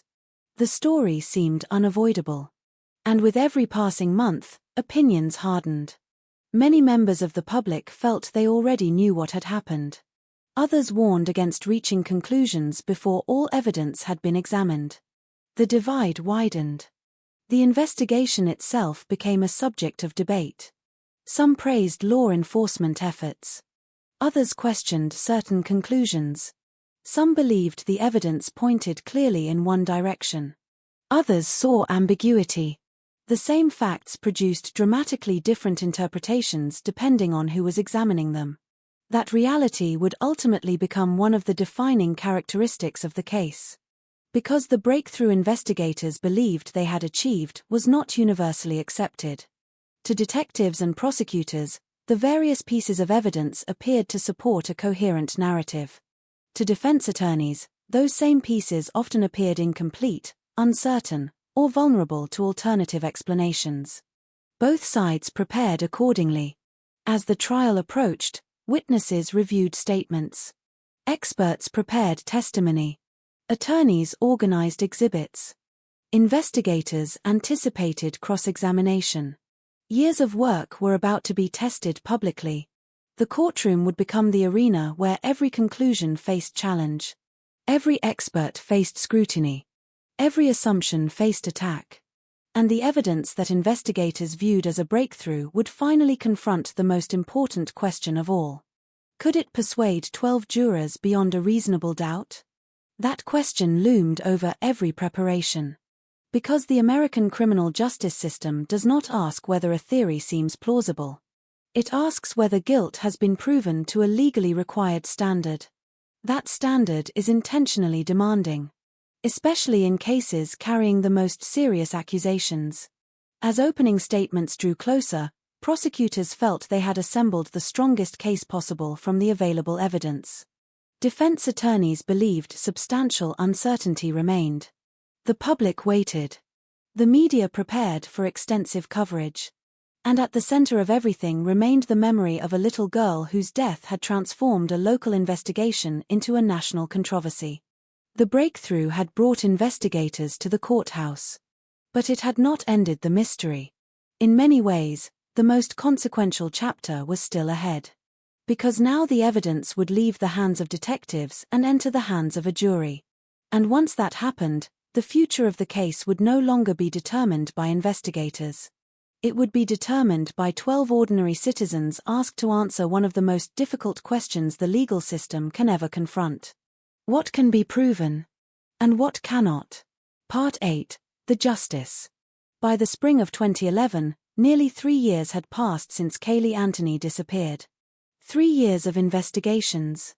3 years of media coverage. 3 years of speculation, arguments, and unanswered questions.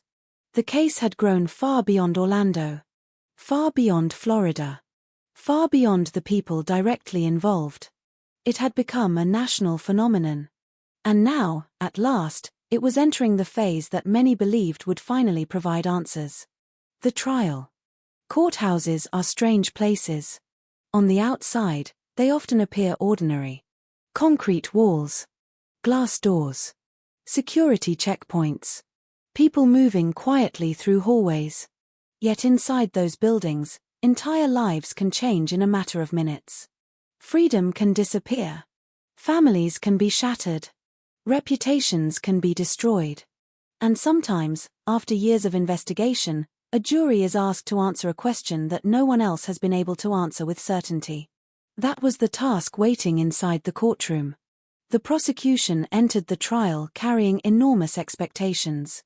For years, the public had followed every development. Many people believed they already understood what had happened. Many expected a conviction. Many assumed the evidence would produce a clear outcome. But prosecutors understood something important. Public opinion and courtroom standards are not the same thing. Outside the courthouse, people are free to believe whatever seems most convincing. Inside the courthouse, evidence must satisfy a legal burden. And that burden is intentionally high. The prosecution's challenge was clear. They needed to persuade 12 jurors that the evidence established guilt beyond a reasonable doubt.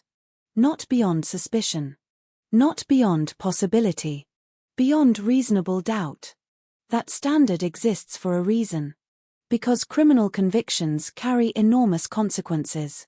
The more serious the accusation, the more demanding the burden of proof. As opening statements began, both sides presented dramatically different interpretations of the same case. The prosecution argued that the evidence pointed toward criminal responsibility. Their case relied heavily on circumstantial evidence. The timeline. The statements investigators believed were false.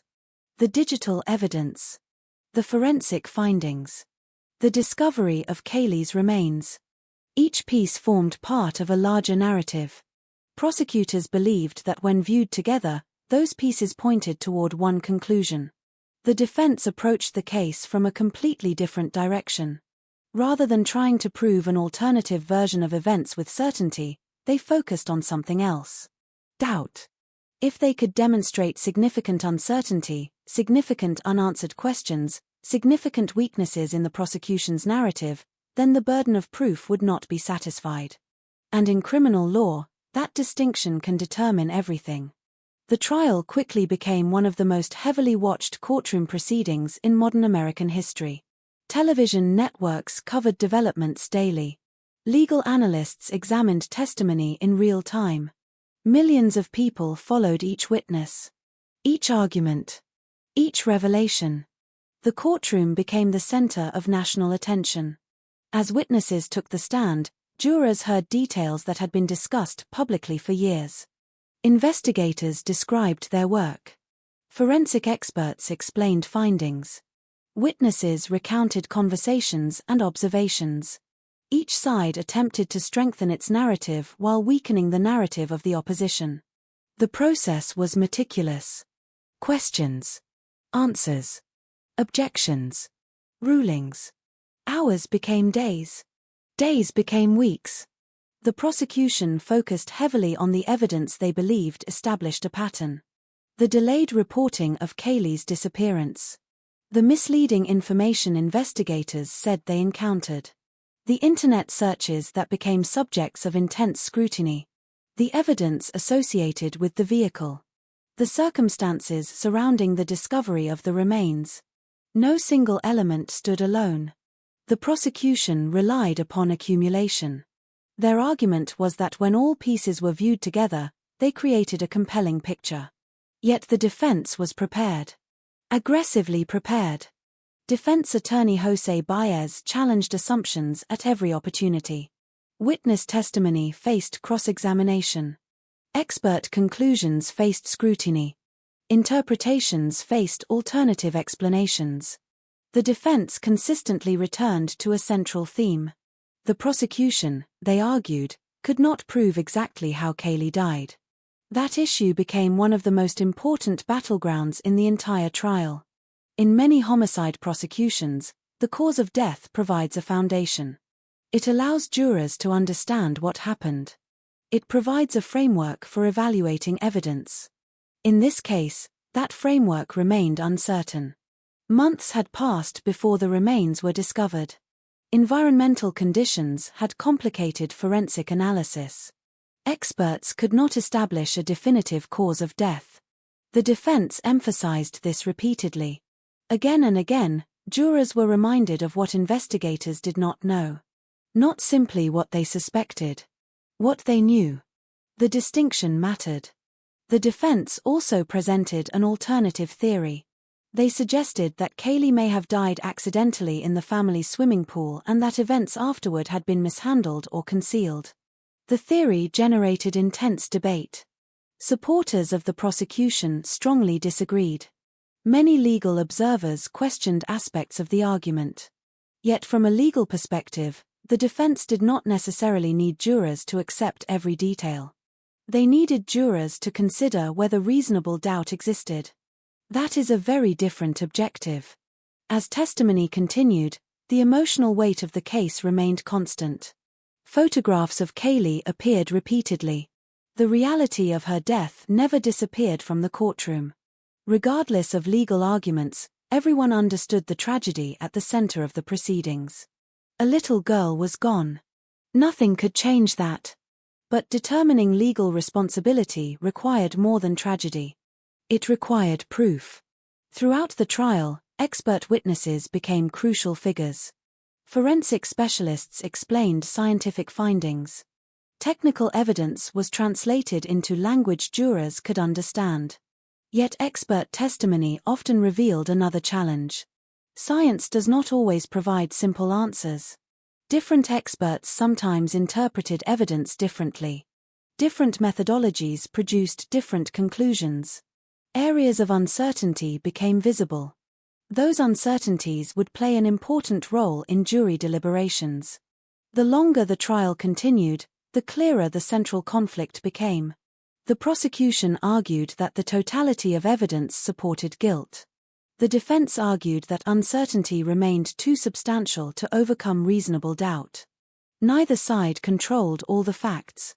Neither side possessed complete certainty. The jury would ultimately decide which interpretation was more convincing. Weeks passed. The courtroom settled into rhythm. Witnesses entered. Witnesses departed. Evidence was presented. Arguments intensified. Outside, public interest remained extraordinary.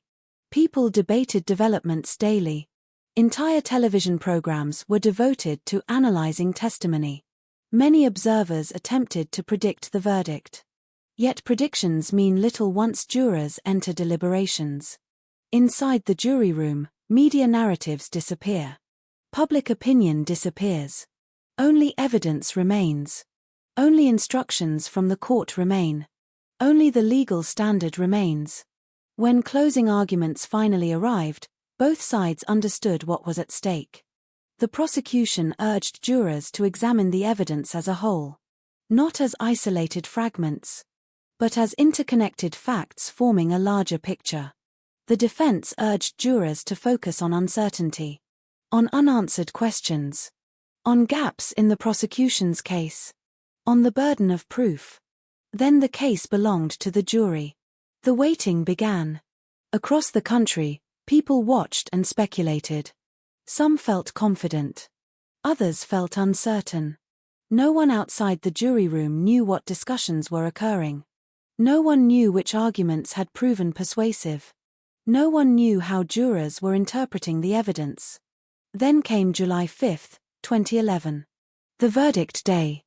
The courtroom filled. Reporters prepared. Family members waited. Tension seemed to settle over every corner of the room. The jurors entered. The verdict forms were handed to the clerk. And then the words were spoken. Not guilty. Not guilty. Not guilty. The reaction was immediate. For many observers, shock arrived first. Then disbelief. Then anger. Across America, people stared at television screens struggling to process what they had heard. The public response was intense because many individuals had expected a different outcome. Yet the verdict reflected something specific. The jury was not being asked whether suspicions existed. They were not being asked whether questions remained. They were being asked whether guilt had been proven beyond a reasonable doubt. And after examining months of testimony and years of investigation, the jury concluded that standard had not been met regarding the most serious charges. Casey Anthony was convicted on several counts of providing false information to law enforcement. But she was acquitted of murder, aggravated child abuse, and aggravated manslaughter. The verdict instantly became one of the most controversial decisions in modern American legal history. Some viewed it as a failure of justice. Others viewed it as an example of the legal system functioning exactly as intended. A criminal conviction requires proof. If proof falls short of the required standard, acquittal follows. That principle remains fundamental regardless of public opinion. Days later, after receiving credit for time already served, Casey Anthony was released. The courtroom battle had ended. The legal process had reached its conclusion. But the controversy had not. In many ways, it was only beginning. Because while the justice system had delivered its verdict, the larger debate surrounding the case would continue for years. Perhaps decades. The trial answered certain legal questions. It did not answer every question people wanted answered. And that gap between legal certainty and public uncertainty would become the lasting legacy of the case. A legacy that remains alive long after the courtroom doors closed and the cameras moved on to other stories. Part 9. The Aftermath. When the cameras finally stopped rolling, the questions remained. That is perhaps the strangest thing about certain criminal cases. The investigation ends. The trial ends. The verdict is delivered. The legal process reaches its conclusion. Yet the story refuses to disappear. Instead, it lingers. Quietly. Persistently. Like an unfinished sentence. Like a door left slightly open. The Casey Anthony case became one of those stories.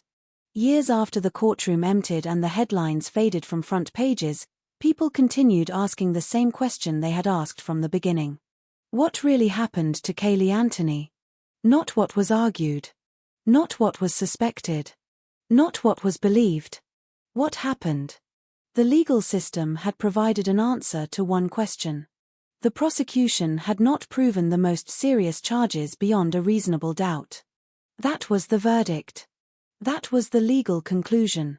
But legal conclusions and emotional conclusions are not always the same thing. For many people, uncertainty remained. And uncertainty has a remarkable ability to endure. Human beings are uncomfortable with mysteries. We want causes. We want explanations. We want events to fit neatly into narratives that make sense. When a child dies, the need for answers becomes even stronger. Because children represent possibility. They represent futures that have not yet been written. And when those futures disappear, people naturally search for meaning. The challenge is that meaning and certainty are not always available. Some cases end with confessions. Some end with overwhelming evidence.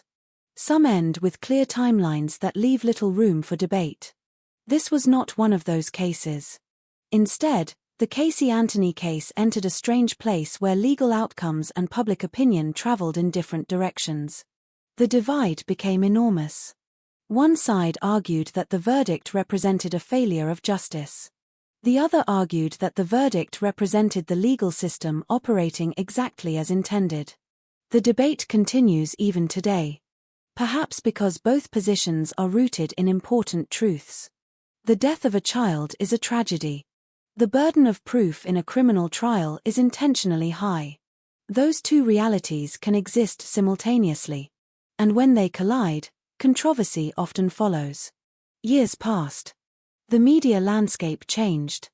New criminal cases captured national attention. Other headlines replaced older ones. Yet the Casey Anthony case continued resurfacing. Documentaries revisited the evidence. Books explored the investigation. Television specials re-examined the timeline. Podcasts dedicated entire series to the mystery. A new generation encountered the story for the first time. And each time the case returned to public discussion, the same pattern emerged. People reviewed the facts. People debated interpretations. People arrived at different conclusions. Few cases have generated such long-lasting disagreement. Part of that disagreement stems from the unusual nature of the evidence. Many criminal investigations rely heavily on direct proof. A witness. A confession. A clear forensic conclusion. This case relied largely on circumstantial evidence. Circumstantial evidence is not weak by definition. In fact, many successful prosecutions depend upon it. But circumstantial cases often leave more room for competing interpretations. And competing interpretations tend to survive long after trials end. Another reason the case remains influential is because it exposed a broader misunderstanding many people have about criminal law. Movies and television often create unrealistic expectations. People assume that a jury's verdict answers every question. In reality, juries answer very specific questions. The most important one is usually simple.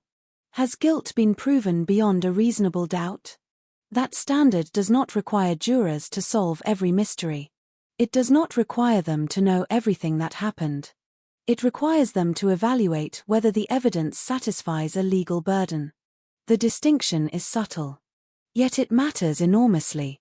Many people looked at the Casey Anthony verdict and saw contradiction. How could so many questions exist and still result in acquittal?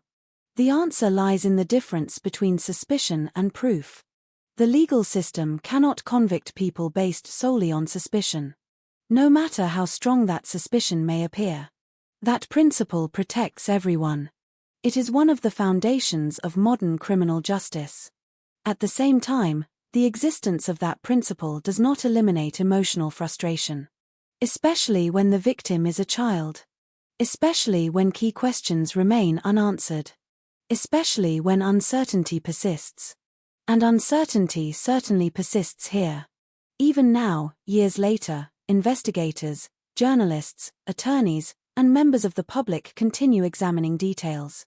Timelines are revisited. Statements are reconsidered.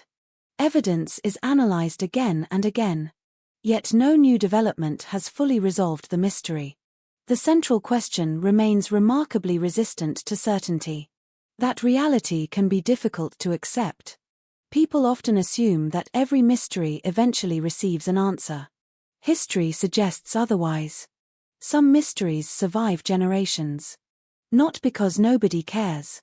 Not because nobody tries. But because certain moments disappear before they can be documented. Certain truths vanish before they can be preserved. Certain events leave behind only fragments. And fragments can tell stories. But they rarely tell complete stories. Perhaps the most important thing to remember when discussing this case is the person at its center. Not the defendant. Not the attorneys. Not the investigators. Not the television personalities. Caylee Anthony.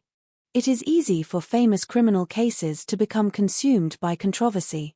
The debates become so loud that the victim slowly disappears from view.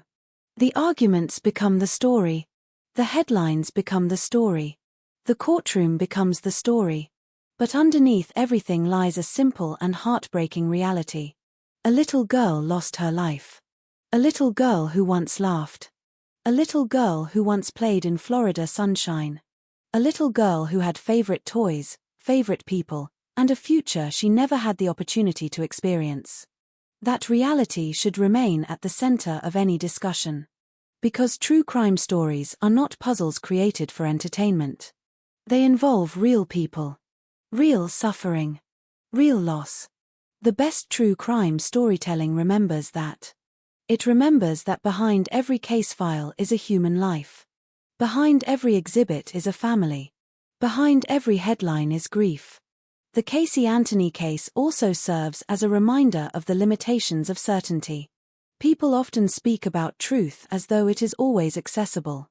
Always waiting to be discovered. But investigations do not operate in perfect conditions. Evidence disappears. Memories fade. Witnesses make mistakes. Time changes everything. Sometimes investigators reconstruct events with extraordinary precision. Sometimes they cannot. The difference is not always effort. The difference is often circumstance. In this case, circumstance played a powerful role. Time passed before authorities became involved. Environmental conditions affected evidence. Critical questions remained unresolved. Those realities shaped everything that followed. They shaped the investigation. They shaped the trial. They shaped the verdict. And they continue shaping public perception today. There is another lesson hidden inside this story. A lesson about attention. During the height of the case, millions of people watched every development. The public became deeply invested. Yet public attention can be both helpful and dangerous. It can encourage accountability. It can generate resources. It can keep important stories alive. But it can also create assumptions. Pressure. Expectations. Narratives that become difficult to separate from facts. The Caylee Anthony case became a powerful example of that tension. Few investigations have existed under such intense public scrutiny. Few verdicts have generated such immediate reaction. And few cases have demonstrated so clearly the gap that can exist between courtroom outcomes and public belief. As we reach the end of this story, we arrive at an uncomfortable conclusion. The legal case ended. The mystery did not. Some listeners may believe they know exactly what happened. Others may believe the evidence leaves room for uncertainty. Reasonable people continue to disagree. That disagreement has survived for years. It may survive for many more. But regardless of where anyone stands, certain facts remain unchanged. Caylee Anthony existed. She was loved. She was remembered. Her life mattered. And the questions surrounding her death continue to resonate because people recognize the tragedy of a future interrupted. A childhood ended. A family forever changed. A mystery that still refuses to release its grip on public memory. Perhaps that is why the case endures. Not because of the controversy. Not because of the headlines. Not because of the courtroom drama, but because at its core lies something universally human. The desire to understand. The desire to find truth. The desire to believe that every child deserves answers. Whether those answers are ever fully known is another question entirely. And that question remains where it has always been. Waiting. Somewhere between evidence and uncertainty. Somewhere between memory and history. Somewhere in the silence left behind by a little girl whose story the world has never forgotten. And perhaps never will. Part 10, Epilogue of Silence. Time has a strange way of reshaping tragedy. At first, it arrives like a shockwave. Sudden. Loud. Impossible to ignore. Then, slowly, it fades from the surface of daily life. The headlines move on. The cameras turn away. New stories replace old ones. But in certain cases, something unusual happens. The story does not end. It simply changes form. The Casey Anthony case is one of those stories. Years after the trial ended, long after the courtroom emptied and the legal arguments stopped echoing through television studios, the case continued to exist in a quieter but more persistent space. It lived in documentaries. It lived in online discussions. It lived in conversations between people who still could not agree on what the evidence meant. And most of all, it lived in the unresolved tension between what was proven in court and what many people felt in their instincts. That tension never fully disappeared. Because it was never just about law. It was about understanding. Understanding how a child could vanish from a family without immediate alarm. Understanding how explanations could shift and collapse under investigation. Understanding how evidence could be interpreted in multiple ways depending on where one stood. Understanding how a trial could end without the kind of certainty people expected from a story that felt so emotionally overwhelming. The legal system delivered its verdict. It fulfilled its role. It applied a standard that exists to protect against wrongful conviction. Beyond a reasonable doubt is not a flexible idea. It is a threshold. A boundary. A line that must be crossed before a person can be deprived of freedom for the most serious crimes. In this case, that line was not crossed for the central charges. And so the legal outcome was final. But human understanding does not always operate within legal boundaries. People continue to ask questions even after courts stop answering them. They continue to revisit evidence even after juries have left the room. They continue to search for coherence in stories that remain fragmented. The case of Caylee Anthony became a permanent example of that instinct. A reminder that closure is not always delivered by verdicts. Sometimes, closure never fully arrives at all. For investigators and legal professionals, the case remains a study in limitation. A reminder that even extensive investigations can be constrained by time, by environment, by the absence of definitive forensic conclusions, by the complexity of human behavior, and by the legal requirement that guilt must be proven, not assumed. For the public, the case remains something else entirely. A point of debate. A source of frustration. A symbol of how justice and certainty are not always aligned. Some people see the outcome as evidence that the system failed to reach the truth. Others see it as evidence that the system upheld a principle designed to prevent irreversible error. Both interpretations persist. Neither has fully erased the other. And perhaps neither ever will. Because the deeper truth of this case is not found in a single explanation. It is found in the space between certainty and doubt. Between evidence and interpretation. Between what is known and what is believed. At the center of everything remains a life that cannot be reduced to legal language. A child who existed outside the courtroom long before she ever became part of it. Caylee Anthony was not defined by the investigation. She was not defined by the trial. She was not defined by the verdict. She was defined by her brief time in the world. A time filled with the ordinary moments that make up childhood. Moments that mattered deeply to those who knew her. Moments that should never be forgotten in the shadow of legal debates. In true crime storytelling, there is always a risk. The risk of turning tragedy into narrative structure. The risk of focusing so heavily on questions that the person at the center becomes abstract. A name. A timeline. A case file. But every case began with a human life. And every human life deserves to be remembered beyond its most tragic moment. That is especially true here. Because what makes this case endure is not just its controversy. It is its incompleteness. Its refusal to settle into a simple explanation. Its resistance to finality. Even now, years later, the core questions remain unchanged. Not because no one has tried to answer them, but because the available evidence has never fully resolved them in a way that satisfies both legal standards and human expectations at the same time. And so the story remains suspended. Not active in the way it once was. But not closed either.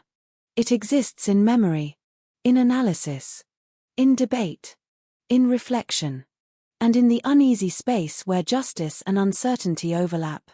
Perhaps that is why people continue returning to it. Not for answers that no longer exist, but for understanding that may never be complete. The silence surrounding the case is not empty. It is filled with interpretation, with disagreement, with reflection, and with the enduring presence of a question that refuses to fade. What happened? And how do we make sense of what cannot be fully known? In the end, the Casey Anthony case does not offer resolution in the traditional sense. It offers perspective. On evidence. On justice. On the limits of certainty. And on the fragile distance between what is proven and what is believed. And somewhere beneath all of it, beyond all arguments and analysis, there remains a simple truth that no courtroom can change. A child lived. A child was loved. And a world tried, and still tries, to understand a loss that words will never fully contain. That is where the story ends. Not with certainty, but with the quiet weight of everything that remains unanswered. And the reminder that some stories are not meant to be neatly solved. Only remembered.